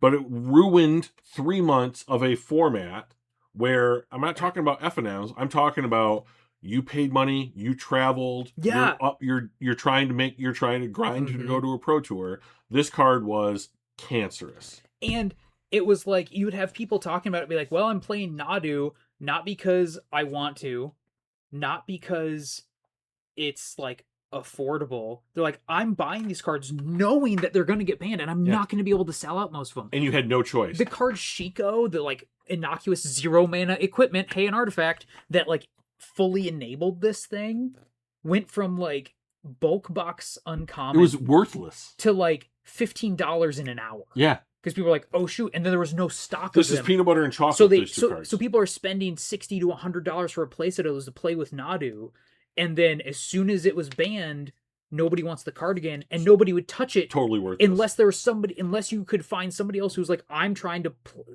win my RC. Hey, you just won your RCQ playing Nadu, so you don't need to play anymore because you've qualified for the RC, so you can step away from this format. I haven't yet. Maybe I can buy your Shikos off of you so I can try to win mine. And then I'm the guy who's stuck with the useless cardboard. This had about the briefest window of a card being printed till when it was banned. Yeah, it was really fast. And as soon, I mean, this is an immense problem, and I don't think they had any idea the impact that it would have.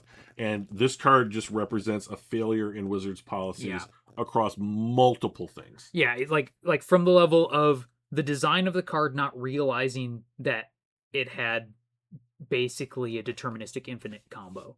which was also annoying because it wasn't technically deterministic. So you actually had to physically go through all of the motions to do it. So it also took forever. Yeah. But so not only that, the other thing that ruined it ruined the format even more is because the one Pro Tour it was legal for was a modern Pro Tour. Yeah. So because it was the Modern Horizons Pro Tour. So it was the RCQ season and the Pro Tour that was just, it's here, we have to accept it. I don't understand how they can say things like Sensei's Dividing Top is bad to watch on camera, or a Pro Tour where every match is a mirror match. Yeah. And the ones that aren't were like on the level of Eldrazi Winter of being like, well, they play this deck because they like it or they couldn't get the other one. Right. But like, yeah, they failed to recognize the card when they designed it. They made changes to it late and didn't test them.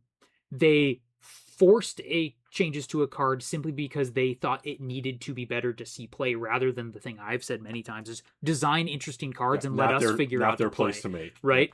And then the card was released and they just double and triple down on, we're not banning a card outside of this ban window. We've made a decision.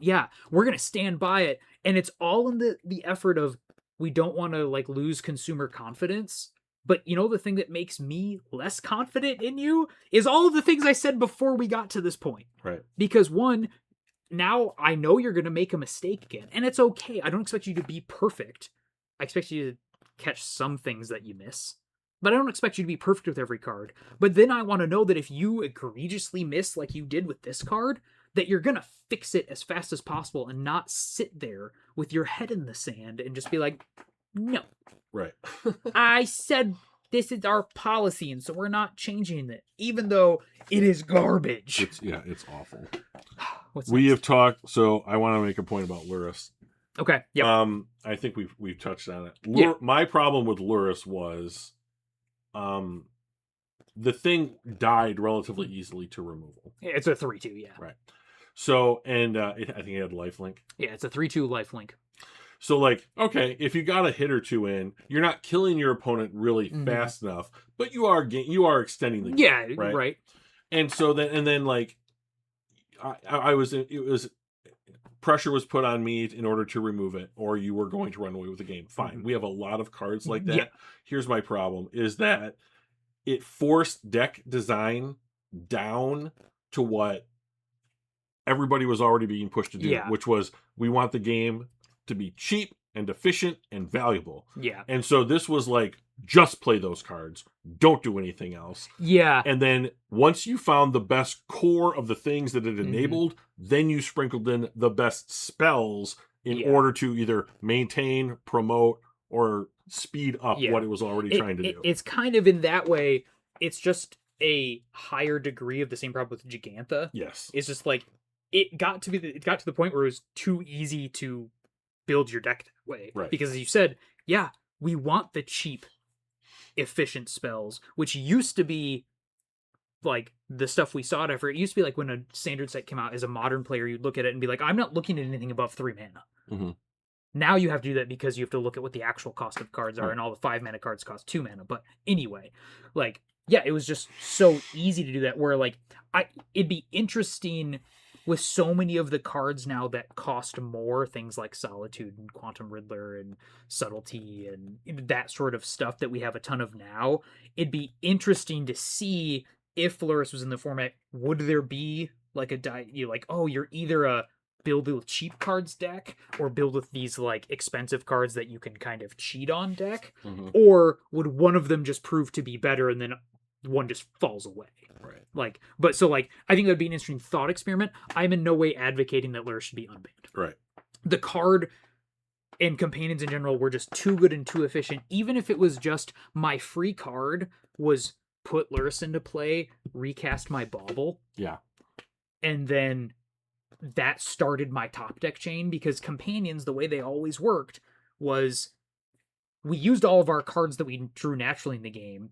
I just know that I have a guaranteed good top deck, and you don't if you don't have a companion. Right. And then Luris was like, oh, even if you kill this, the Bauble draws me another card. So now I'm twice as likely to top deck something good and keep going. Right. So one nice thing that they did with Luris that they failed on with Yorion is Luris couldn't be in a deck that was a Luris deck. Where Yorion, you'd play Yorion as your companion, wanted 4 Yorions. and you'd have the other 3 in the deck because it Right. still met the restriction and kind of like incentivize you to do it because it's like, oh, if I want this card once, I'm probably fine with it 3 times. So, anyway. So we talked about KCI. I don't think there's anything in addition to Yeah. say there. Hogak. Here he is. This is the third of my 4 cards in the Special Circle of Hell, and that this is the thing that fights with me for Nadu for most format warping. Okay. This thing was green, black, green, black, green, black. I don't remember the whole thing. And then something else with like, gotcha. and you could only cast it with certain deck building restrictions. So Hogak, Arisen Necropolis, 5, and then 2 hybrid black and green. Yeah. Okay. So 7 mana total. 2 of them have to be black or green. It's an 8/8. It says you can't spend mana to cast this spell. All right. Weird. It is weird. When you first read that, you're like, this card's unplayable. Fine. It has Convoke and Delve. And it says you may cast Hogak Arisen Necropolis from your graveyard, and it has Trample. Seems like going through a lot of hoops just to get this thing into play. We figured out what those hoops were. Yeah, but it turns out that all of the hoops are also just a bunch of simple, easy value that in getting this into play, you also then, like, did a whole lot of other stuff that is just like, it's a bunch of value alongside an 8/8 that I could put in as early as turn 2. Right. And it got around a lot of, like, Bolt doesn't kill it, Path isn't played, Push doesn't kill it. Yeah. And like, you were able to put this into play much more quickly. Yeah. And once it was on the battlefield, 8/8 Trampler, that is good evasion. No one plays death type creatures. So the thing is going to win in combat all the time, and it was a very, very fast clock. Talk a little bit. I'm going to pull up a Hogak deck list so I can remind myself of what. We can figure out exactly how you got it out. Yeah. But, like, I think this card shares a lot of, like, design play. Like, okay, the way I guess I'll say it is, I think Canna Capaneer is the natural successor to Hogak Arisen Necropolis. Okay, yeah.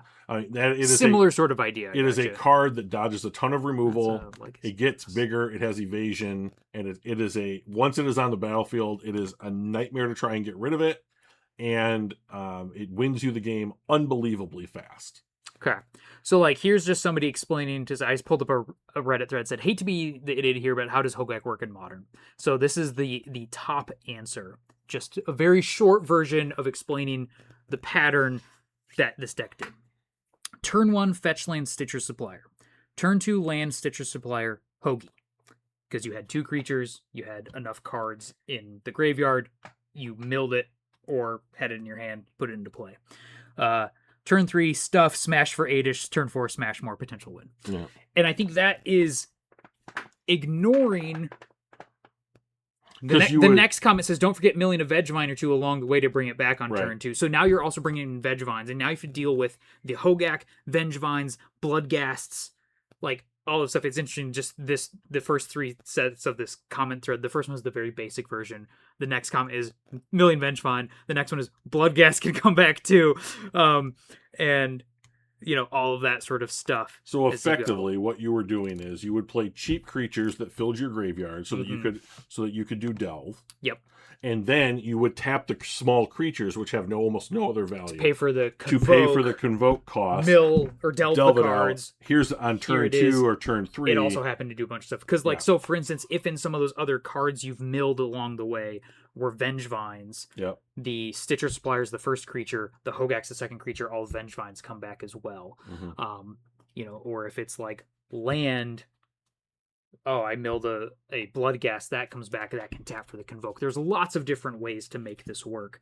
Because also the Hogak didn't have to be in your graveyard. Right. You could cast it from your hand as long as you had the Delve and the Convoke. You just couldn't spend mana to do it. You just had the ability to cast it from your graveyard. The thing I remember most about the Hogak format, and this is why it might take my top spot for most format warping, is...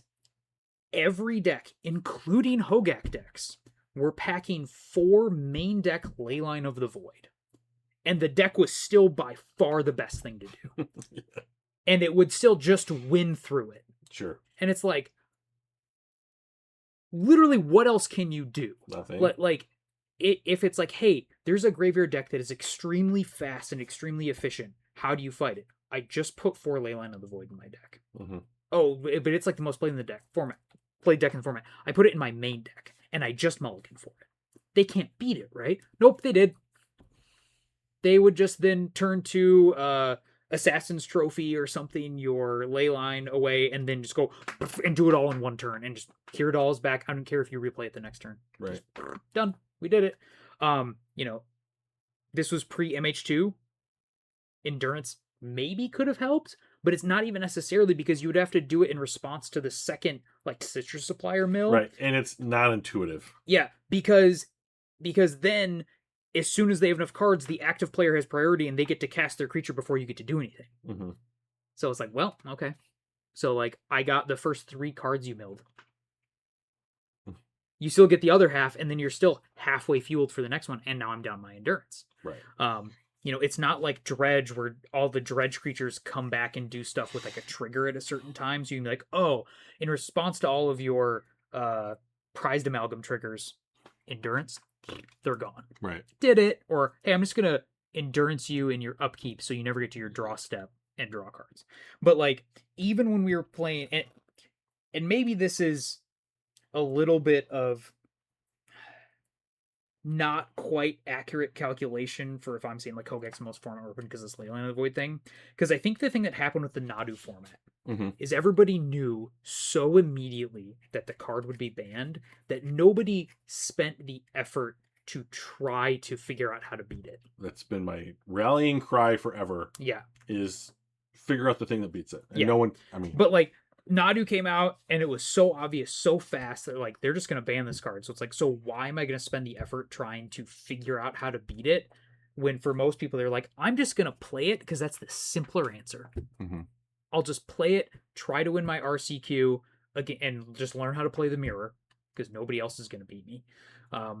And there we go. So maybe that is like, maybe the reason there isn't the I put all 4 ley lines in my main deck to try to beat this deck sort of thing is because nobody had the effort. But I just remember like that being a thing because once again, Pro Tour format was Modern. They played Hogak because, hey, Modern Horizons just came out. We want to highlight it. And it was just Hogak all over the place. And they're like, there's so many Leyline of the Voids and Hogak is just still stomping everybody. And it's like, yep. Mm-hmm, mm-hmm. So it was I feel like we were very lucky in our F&M experience during both of those periods that we just didn't have people who played those decks. We had one guy one time and people said, if you play this again, we won't come. Yeah, like, and so it's just like people, the people that were our regulars didn't want to play it. Right. One, because picking up an entire new deck like that is often expensive and takes time to get cards, but then people are like, yeah, it's just not really the thing I want to do, whatever.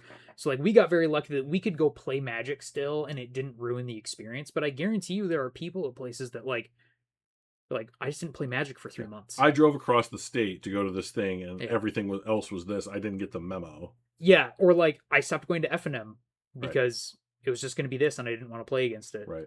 So why go? Right. And like that sucks. So I will say I do feel fortunate that we have been pretty lucky through many of these periods to not be swamped in Nadu and Hogak decks. So I'm going to talk about another one I know is in your circle, and that's the One Ring. Here it is. This is my second most format warping card, I think, in the time that we've played Modern, and I loathe this card. Now, I will say this is another card that I think went through a design change. Yeah. And I don't know how well or much it was tested after the design change. From what Aspiring Spike said, is his time as a consultant on the Lord of the Rings set. Yeah. The first iteration of this card was terrible. Yeah, he said it was like 5 mana, do nothing. Yeah. And then they were like, oh, we can't have the One Ring not be a card that like works. And like, well, you did it with a bunch of other, like, we don't see Aragorn, we don't see Gandalf, we don't see Frodo. Like, the most iconic named character we see played is Samwise. Right. Like, so don't tell me that you can't have a card because if people want it just for ooh, look, it's the thing from Lord of the Rings. They're not going to care if the card's good. Right. So why'd you pick the One Ring? Why not? We have to make Gandalf good. Yeah. But this thing was cost. First of all, it's an artifact. Second of all, it's generic. So anybody can play it. It's generic. It goes in every deck. And the thing that I hated about it was it gave you protection from another player. Yeah, from just everything. Yeah. So like then something your opponent does for a whole turn doesn't matter. Yeah, it's like you took 2 turns in a row. Right. And then it also found you the other copies of itself for, once again, a cost that is trivial. Yeah, and then as soon as the downside started to stack up, you play the new one, right, get all the benefits, but don't have any of the downside. Right, and reset the clock. And like, I will say that I think this card is the biggest flavor fail of a card I've ever seen, because it's literally called the One Ring. It's supposed to be the more you use it, the worse it is for you. And I played a second one, and now I'm perfectly scot-free. Yeah. Here's my problem with this card. This card doesn't win a game. It just extends it. Yeah. It just extends it out to the point where you can't lose. And that's just straight up trash. That is everything that I think is wrong with how they design effects, cards, the experience. We want you to play this. We want you to chase this. Put this in this deck. Here's a big expensive thing that we're going to make cheaper so you can play it sooner. Yeah. So now it's abusable, and this thing was abusable. And it's disgusting, and it doesn't even win you games. You just helps you find the shit that wins games. Yeah. And it's a miserable experience. Yeah, and it was just in every deck. So correct. The format still had the facade of having a bunch of different decks. Because I was like, well, you could play Boros Energy, or you could play this thing, or you could play that thing. These are all One Ring decks. But they all just played the One Ring. Right. And it was just... They're all trying to... Once this is in the deck, it's all trying to do the exact same thing. It was doing the thing you said, is you just get the One Ring into play, you extend yourself out so long, and then you don't care what you're winning with. And so it was just pick your flavor of win condition. Right. And that's all it was. And there weren't really very good tools to use against it, because, as you said, it gave you the protection for the entire turn. And... like, since it found you the next thing, you can't be like, well, I got my Bowmaster in play, and now you can't tap your One Ring. I'm going to do a bunch of damage to you, and then it's going to double down with the damage you're going to take. Oh, that damage is on a delay, by the way. Like, I always remembered thinking about, like, the line of play with the One Ring was often, turn 4, play it. I can't be touched. Okay? I've drawn 1 card. Okay, I untap, I take 1 damage. I tap it, I draw 2 cards. I've now drawn 3 cards and saved myself for an entire turn for 4 mana. I do whatever I want with those 3 cards plus any other cards I had in my hand. Then I take 2 more damage. So I've taken 3 life, draw 3 cards. I've now drawn 6 cards, protected myself for an entire turn for the cost of 3 life and 4 mana. Right. I once wrote out all of these effects, and I said, do you guys think that this is too much? And it was like a 4 mana sorcery that draws you 6 cards, deals you 3 damage, and grants you protection from another player for a turn. And they were like, that card will never be printed. And I was like, that's the One Ring. Yeah, they printed it. You're playing it in your deck tonight. Right? Yeah, like, it's that. Yeah. And then, you can just cast a second copy. And they left it in the format forever. It was the same thing as Nadu, and it was the One Ring format was the format right after Nadu, because we had Nadu, and they left it in there for months, and then they banned it, and everybody's like, oh, well, the best thing to do now is the One Ring. You know, and we dodged the stuff with Nadu. We didn't dodge the stuff with the One Ring. Everybody was playing the One Ring. But so then we followed up the 3 months of Nadu with 3 months of the One Ring, which led them to the unbanning of Faithless Looting, Green Sun Zenith, Mox Opal, and Splinter Twin, because they were like, we're sorry. Right. For the last half a year of these formats that were just this dominated by this one thing, and that was it. Like, you know, I remember watching Aspiring Spike, and like every day was just a new One Ring build. Right. Because he's like, this is the only thing to do. And to the point where, like, during this era of Nadu and One Ring stuff, even Aspiring Spike, the guy who has only ever played Modern, was like, I'm going to go try out Arena, everybody. Yeah. I'm going to spend hundreds of dollars to buy into Timeless. Right. Which is just like Arena Legacy. Yeah, it's just... And just have everything. And we're just like, here we are. And the copies were like $100 a pop.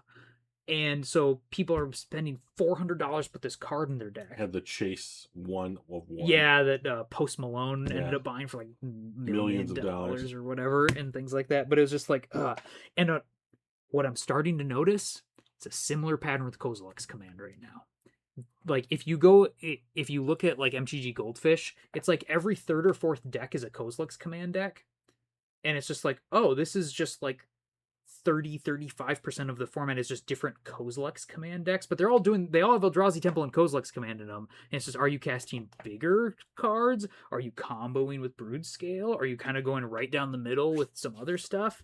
And like same thing I mentioned with watching Aspiring Spike, was every day was just here's this deck with the One Ring. It's now, well, here's another Kozilek's Command deck that we've shoved into this, and let's see what happens. And like it's one of those things where it's like, oh, I've looked at, well, there's green red Eldrazi. There's 3 different flavors of Brood Scale depending on which color you want to pair with green. There's now the Slumbering Trudge deck that had like a big coming out party at the Pro Tour. Another spike deck. There's Eldrazi Tron. You know, like just like you start naming the decks, like there's all of these decks, but the core piece at all of them is Kozilek's Command. And for the love of all things holy, if you're playing against a deck that plays Eldrazi Temple, and in a turn they don't play a spell on their turn, you know 100% at the end of your turn they are casting a Kozilek's Command. Without fail. Never fails. And it is always kind of along the same lines of Amped Raptor. It's like, I hope they don't have this. And it's like, oh no, wait, I need to reassess. I hope they don't have Kozilek's Command into this. Because it's always like, oh, I'm going to scry draw and make spawns. Well, now I have enough mana to do the thing. And, oh, it's even worse because I'll just get another Kozilek's Command, and then now the spawns from the first one let me cast the second one for bigger, and now I can just cast anything I want. Right. And I was able to scry draw enough that I found it. And it's like kind of near the peak for me of we've gone wrong with Eldrazi design, because it's you can cast the thing for just 2 mana. You just scry 0, draw a card. Like, at minimum, it just cantrips. Mm-hmm. And it's really 1 mana because you use a soul land, of which you have 8. Good thing they don't have Eye of Ugin, or it'd just be 2 less, and like, oh my god. But like, it has a lot of similarities to the One Ring. Mm-hmm. Like, name a deck that there aren't 2 good modes of Kozilek's Command against. Right. It's the same thing as name a deck that the One Ring is bad against. Right. Like, it doesn't do bad things. Yeah, it just protects you and draws you cards. Right. Yeah. It's exiling creatures, getting rid of graveyards, drawing, making mana.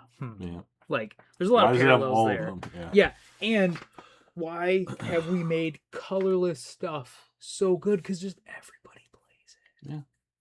Yeah. And you can put it in whatever you want. It was the One Ring format was the epitome of just jam it into anything. Yeah. And that's what every deck was. I'm going to challenge that assertion. Yeah. Okay. The most format warping card in the time that I have played Magic is Oko, Thief of Crowns. Okay. So we have talked about a colorless spell in Kozilek's Command, which you need colorless, the diamonds. Yeah, also not a real cost anymore. Right. But we have talked about the One Ring, which is truly generic, so it can truly go into the deck. Yeah. Here's why Oko's worse. This is a Simic card that Jim Davis, a professional player, created a guide as to how to get it into every tier 1 deck in Modern, including Burn. Yep. So this is a card where you would take a 2-color deck and jam in and make the deck into a 4-color deck for the sole purpose of playing Oko, Thief of Crowns. Okay. And I think that is the most egregious example of how a card forces its way into the rest of the decks in Modern. It's one thing if it's like, there's very little cost. Yep. It's a different thing, in my opinion, if it's like, there is a cost. New lands, new fetches. Yep. We're going from a non-fetch land mana base to a fetch land mana base. Adding 2 different colors. So that we can do this thing. And then the decks basically were like, to your point earlier, we are going, pick your flavor of how Oko is going to win you the game. Yeah. Right? So, and that's the other thing. Like, I think Oko does a really good job of. It didn't make you 3/3s, right? It did. Right. So that's the difference then, is that the One Ring protects you, draws you cards, finds your win condition. Oko is, I'm going to protect you, draw you cards, make artifacts, and I will also help produce things that will actively win you the game. Because Oko could turn like a creature or an artifact into a 3/3. So if you have a food token, so you made your food token, the next turn you turned it into a 3/3 beat down. Do I need to gain life? I have an access to way to gain life in a deck that doesn't otherwise have access to do that. Planeswalkers are slightly more difficult to interact with, especially after like the change made it easier, right? Because you either had to pick it or the player, like if you were using Bolt, and now it was like I'm picking you, but I can shunt it. Oh yeah, so I don't remember when the rule change happened, but yeah, any spell that said it could deal damage to a player, you could then, upon resolution, so once they said it resolves, you could say I'm redirecting to your planeswalker. Right. Yeah. So they made it easier to get rid of planeswalkers. They stopped designing planeswalkers that way. They made newer, cheaper, better ways to kill planeswalkers. We have seen the format in Modern get faster, more powerful, bigger threats. Yep. And move to more of a combo focus, and I still don't think there's any world that you can unban Oko Thief of Crowns. Okay. You want to vomit it in your mouth for a second? Sure, let's do it. So, hypothetical situation. I love them. You have to unban one Simic colored card from the ban. So that's yeah. You've randomly preempted something that I wanted to talk about. Oh, nice. So here's the thing. Yeah. If you look at the cards, 3 of them that are in the running for the most format warping cards in this format of all time, they come from the color pairing that has been the weakest by far forever. And when they try and make Simic good, they make it so good that it cannot possibly be anything than a format warper. Yeah. So if you're looking for a 2-color combination of cards that you're like, the next format busting thing is going to come from this 2-color pair, it's Simic. And then no one else plays Simic. Yeah, in any way, shape, or form. You don't play Simic for anything because it's notoriously bad at dealing with most stuff because green has terrible removal except for like creatures, enchantments, right? And blue, you have counter spells, but they have to be timed correctly, right? And so if something slips through, you're like, well, what do I do now, right? And so that's why it struggles so much. But these cards, the best support colors in the format that don't actively win you games. But so if you had to unban either Oko, Nadu, or Uro, what do you pick? It's like a rock in a hard place and something else extremely bad, right? So a rock in a hard place and a spiked pit. Let's actually think about this, because I can't pick Oko because I think I've already said I think that's the most format warping. So it's between Nadu and Uro. And I think that the easier one to interact with between those two is Uro. Yeah, I think if you're saying because of the stance you've taken, you can't pick Oko, then I think you have to pick Uro, because Nadu is... If Oko's your number one, Nadu has to be like 1B. It's awful. Right? You can't unleash that again. Where, like, of the 3, if it was me, I'd say, let's give Oko a shot. Sure. And, like, because I don't want to deal with Uro. Now, to be fair, of those 3 cards, which one have I played vastly more of? Uro. Well, why wouldn't you? There's no reason not to. Yeah. But because all you have to do is, like, say you're playing a black-red deck. It just gives you everything. You can just put in Fetch It or Shocks or Surveils that get you the thing that you need in order to play Oko. And it's just value engine added. Like, Uro is just...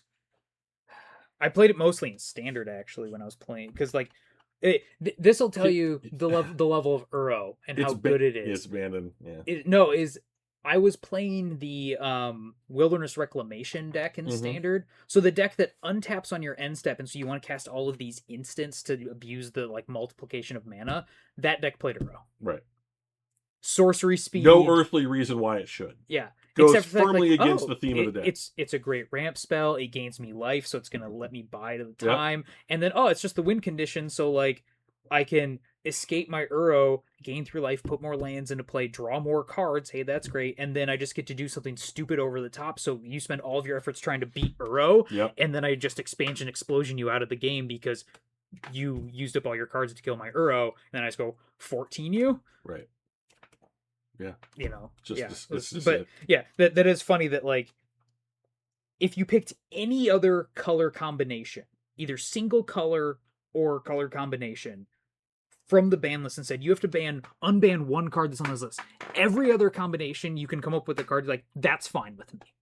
Except for Simic. Yeah. When you come up with Simic, you're like, hard pass. Yeah. Be like, I'll unban 2 from something else, please. Yeah. Oh, yeah. Like, it's awful. Like, it is just so funny, because I think those are the only 3 Simic colored cards that we talked about today. There may be some that are in the area of the ban list that I didn't touch, but like they may be the only 3 Simic colored cards on the ban list, and they're all like all timers. And it's like, oh, great, right? I mean, it's just awful. I have one very quick fun thought that came up to wrap us up. Do you have any other talk about your tiers of these busted in various levels cards? Just that there were plenty of cards that I didn't talk about, largely because I didn't understand why they were banned in the first place. Not because I thought like, oh, you could unban that. Yeah. But like, I was like, what got this to be banned? And like, I think that there's a lot of things on the list that are banned from decks that have no presence in the format at all. Yeah. Or there are even still some cards that were banned upon the inception of the format, and they've never seen the format, so we don't actually know and could have no experience with it. So there is a card that I think I would have a conversation about, and I think that I think that it's probably too good. Yeah, but I would have a conversation about Mental Misstep. Okay, so Phyrexian mana counter a 1 or a 0. Counter something with CMC 1. Okay, is it 1 or 1 or 0? I believe it's 1. Could be wrong, so I've never played it, but I do think that. I think another fun topic of conversation would be exactly 1. Pick cards to buy ahead of time because you think they're coming off the ban list. Well, I own Deathrite Shamans and Ponders, so there it is. Yeah. All right, what's your fun idea? I just talked about how the One Ring was the biggest flavor fail I've ever seen. I just wanted to shout out what I think is the biggest flavor win card, and that is Ginger Brute. Oh my god! Yeah. Oh, I have such a fun story about Ginger Brute. Yeah, but just he's the gingerbread man cookie. Run as fast as you can. Yeah. He has haste. You can only block him if you have haste because you're not fast enough to catch him. And he's a cookie, so he's a food. It is just. It is just. So it is perfect. It is like you look at the card, and you're like, this works on every level, and it's funny because we talked about some cards here that didn't get very much time in design and making sure they worked. A team of people sat over Ginger Brute just being like, hold on, everybody. I think big meeting. All the major heads are in on this meeting to figure out this card. If you were talking about the most flavorful on-brand sets doing what they were trying to do with their theme, Throne of Eldraine is the leagues in front of everything else. It is great. One of. The art was great. The flavor was great. Everything was on brand. The power level was at sometimes the standard format sucked. Yeah, it was awful. But I mean, that is one of the most fun sets I've ever been a part of. Yeah, just looking at the set and the way it works, you're like, oh my god, it's this fairy tale. But look at that. Yeah. It was so good. So I just thought of Ginger Brute when I thought of the One Ring, and so I wanted to shout it out. Can I tell my Ginger Brute story? Yes. So back in the day when I was drafting, that would be it just cut off. That would be really good. That would have been really funny. So back in the day when I was doing drafts, I drafted a deck, and it happened to have 2 Ginger Brutes in there, and it was the first draft of the season. Okay, yeah. So no one really knew. Yeah. Right. And I'm playing against a guy that I'm really not looking forward to playing. And basically exemplifies all the things that I don't respect about playing Magic. Yeah. And we're drafting and we got our things going, and on turn 2 I draw a Ginger Brute. I have 2 in the deck. And I play it, it has haste, I attack for 1. Okay, he plays a creature. I pay a mana, can't be blocked, attack for 1. I play a blocker. Now he can't effectively attack into me. Yeah. And then halfway through or whatever, I find the second one, Ginger Brute. This, pay a mana, 2, repeatedly. Yeah. In game 1, he is unable to find lands. Yeah. Okay. And so he's stuck with a handful. And he let you know about it. He did. He was very vocal. He was very vocal. I always knew what he didn't draw. Yeah. Every draw step, because it was eye roll, left shoulder drop, and I was like, I wonder what happened. After a certain number, you'd say how many lands he has in the deck, right? And yeah. Yeah, you get the like, oh no, kind of talk or whatever, and I'm just like, slicing them up a death by 1,000 paper cuts. cutting them to death. Yeah, and it was really fun, and he started to like really criticize the like, this, I mean, what a worthless creature to die to. If I could find my removal, if I could find my land, this wouldn't be a problem. And I was like, wait, and after a while of like sitting there patiently or whatever, I started to like, I'm gonna really rage bait him. Yeah. And so I was just like, unblockable, and then I would just say attack, and then I would just immediately write down our life totals because we couldn't do anything about it. And every time that I would do that, I'd be like, insert, go to combat, and then I would just, before I even turn the cards in, I would just write down the life totals and then attack. He hated it. And game 1, he couldn't find lands. Yeah. Game 2, he was on the play, obviously, and then Drew curved out, and we had a back and forth. He won. Okay. Game 3, I start with land, ginger brute, and then I had a curve. And so I think I was playing green black. Yeah. And so I was just like, turn 1, this. And like, as soon as I played it, I could just tell he was like, he had a hand that was just effectively like, as long as I don't see fucking ginger brute, everything's fine. Yeah. And then you and then the next turn he played a land, didn't have a 1-drop because it's limited. Yeah. And like, I mean, these are uncommons. I mean, they're not rares, and so like I play the second one, and I'm just like, I'm not even investing mana into them. Yeah. Or whatever. And so like, I'm just playing out my board. Now I'm curving out, matching what he's doing, and I'm just sinking in mana and just like hitting him. And I do something like 10 or 12 damage just off my ginger brutes. And then we finally he played 1 to remove it, and I activated its ability and sacked it to gain 3 life. And he literally throws his cards down, and he's like, I can't even get any value out of these stupid cards. I was like, I guess it's a draft all-star. Yeah. And I won that game, and I just scooped up and walked away. So we had still to write up the tickets at that point. Man. I have loved that card ever since. It is just such a fun card. Why is it an artifact? Yeah, because it's a cookie. Because foods are artifacts, Drew. The other fun card out of that set that's an artifact gingerbread man is it's a 2 and a green, and it's a cookie person just like ginger brew. But you can then spend amount of mana to turn an artifact into a 4/4, and I thought that thing was awesome. You wanted to play it in Modern. I wanted to play it anywhere I could get my hands on it. Yeah, and it's just not cost effective enough to play. And but I just thought that thing, I mean, I bought a play set of them, and I just was like, I mean, you've got cards framed on the wall, like that would be in my put it on the wall card. Yeah. So yeah, good stuff. Love Thornable Train. Yeah. Once upon a time. Well, I thought this was an interesting I guess thought path to go down, like thinking about these cards in these ways. I like that we ended up not setting parameters for how to tier them, because our list really ended up quite different, besides a couple ones the very clear worst. Because it's like, well, these ones are the worst. But like in how we thought about them and everything. So I think one of the things that this like really did make me think about, though, is how often we hear for cards to like, oh, it's okay for this to be unbanned. I mentioned that there are people who call for Uro could be unbanned. Yeah. And I think what happens is you forget quickly. Forget what it was like. And it's like, people, do we remember? And then now, of course, with so many of these cards, it was like, well, Uro was banned 4+ years ago or whatever, right? It's like, well, think of the tools we have. Yeah, just think about how much more is there now. And people always use that as a defense for, now we could unban Violent Outburst because now we've got things like Vexing Bauble and Consigned Memory.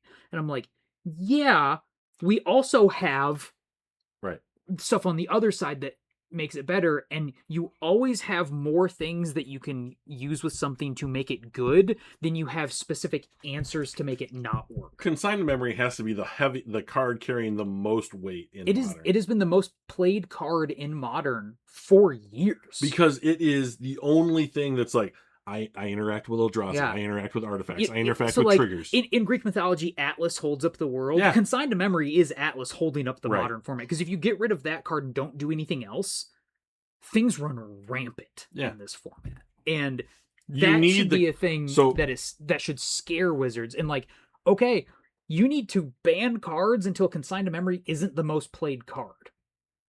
Because if that card is the most played card, and it's just like you have to auto include it in any deck that runs blue, that has to be a sign of something being bad. It's not, oh, we're good because we have it. I think you have to take it in a different direction. I think that you have to say, if that card does so much work, you have to have a reason to not have blue in the deck. Yeah.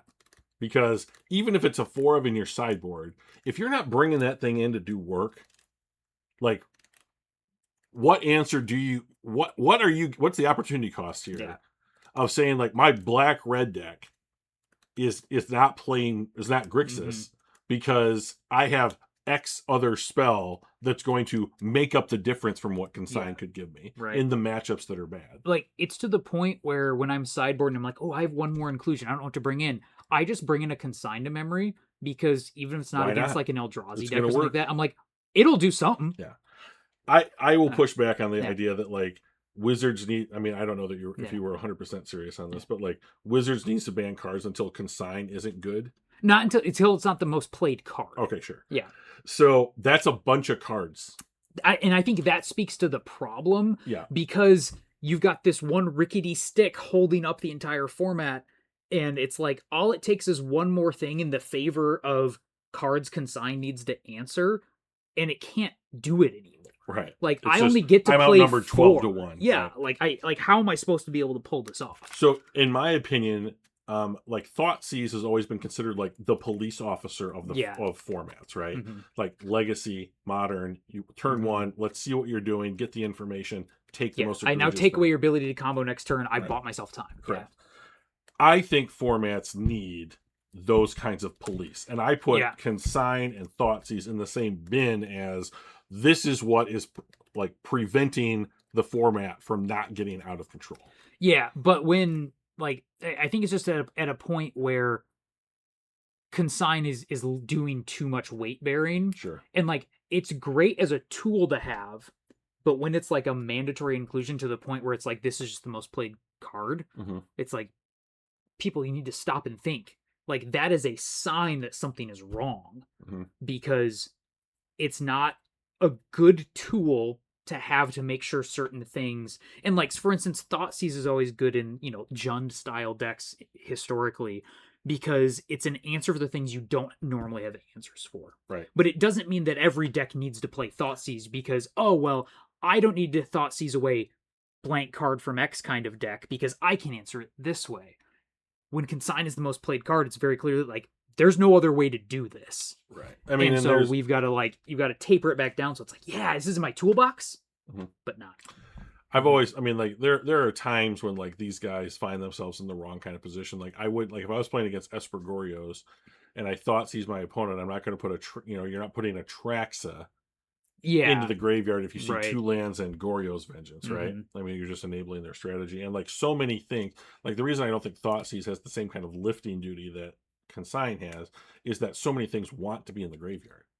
Yeah, like, imagine, you Thoughtseize your opponent and, like, you're like, well, here's 2 Gorios and 2 Atraxas. You're like, I've done nothing. Right. Or the other problem with Thoughtseize is, the thing we see all the time is you can't Thoughtseize the top of the deck. Right. And inevitably, the card on top of the deck is the thing that you put in the graveyard. Yes, yeah. So, I Thoughtseize that you're drawing a copy. And no one, I mean, like, it might be the kind of thing that it's like, statistically, it happens exactly what the math says it should happen, and it just feels worse, but it feels like it happens every single time. Yeah. So, but it and so that's the thing where at least Consign is you have to draw a second one because the one you have I just answered. And it's always, the general way to think about it is it's always better to answer something your opponent has spent mana on than something they haven't. Right. Unless when you Thoughtseize, it's, I can't answer that thing. Right. So this is the only way is being preventative. But, it's like in the movie Minority Report, you can't actually arrest people for crime before they've committed it yet. Because what if they don't? Right. Sort of thing. But yeah, so it's not as good, but, like, I love having those tools, but it's just, it really feels like Consign is sitting there just bearing the whole format on its shoulders right now. I mean, well, they designed it to be like, it hits egregious things Mm-hmm. that are colorless. Yeah. It hits egregious things, which are value-driven ETB triggers. And and it scares me a little bit when they do something like unban violent outbursts and say this is fine because we have consign. And it was just like, great, one more thing consign has to do. Then you need to print another thing that's consign. Yeah, then we need as many of these types of things as we have things that consign has to answer. I think we need a blue 2-drop with like flash or something, like a fairy-esque thing. Okay, yeah. Because like the Kiora that can take a trigger off the stack or whatever, need to be trigger. Oh, the Tidebinder? Yeah. Yeah. Is a great card. Flash, it gets rid of the thing, and then it's 3/2 or whatever, but like it's a 3-mana 3/2. And like you just can't effectively fight the other kinds of stuff that's going on if you have to like hold up 3 mana. Yeah, and if it's like, well, I countered the trigger, but they still have the body of the creature. Right. Like, I've only answered half the problem. And that's the only reason that Consign is doing the good job that it's doing, is because you can replicate it. And so I can say, oh, I get this thing and this thing. I can stop your Emrakul and the take my turn trigger. Because I probably lose to either of them. Correct. You know, so it's like, I need both. And it's the only thing that can do it. But it's just like, I'm glad we have it. But I'm also worried that because we have it, they're going to keep on feeling safe. Sure. So be like, Consign can answer it. So there's no, send that one through. And there's just getting to the point where it's just, Consign can't do everything. Right. You can't have it all the time. Yeah. There's too many situations your opponent can put you in. Well, and then also, you have to hold up Consign to stop their thing. Right. And so you can't spend your mana. And so it's really hard to win. So. Yeah. All right, guy. Good deal. Well, folks, 2 hours and 21 minutes later. Another gold episode. Yeah. But lots of good content. Thank you for listening. If you're not a subscriber, subscribe. I almost said all of those words correctly. Click subscribe. I was share. I enunciated like a champ there. Yeah, but really it is 9:45, and like I said, we've been talking for over 2 hours straight. Let's give people a break. High five. Good to see you.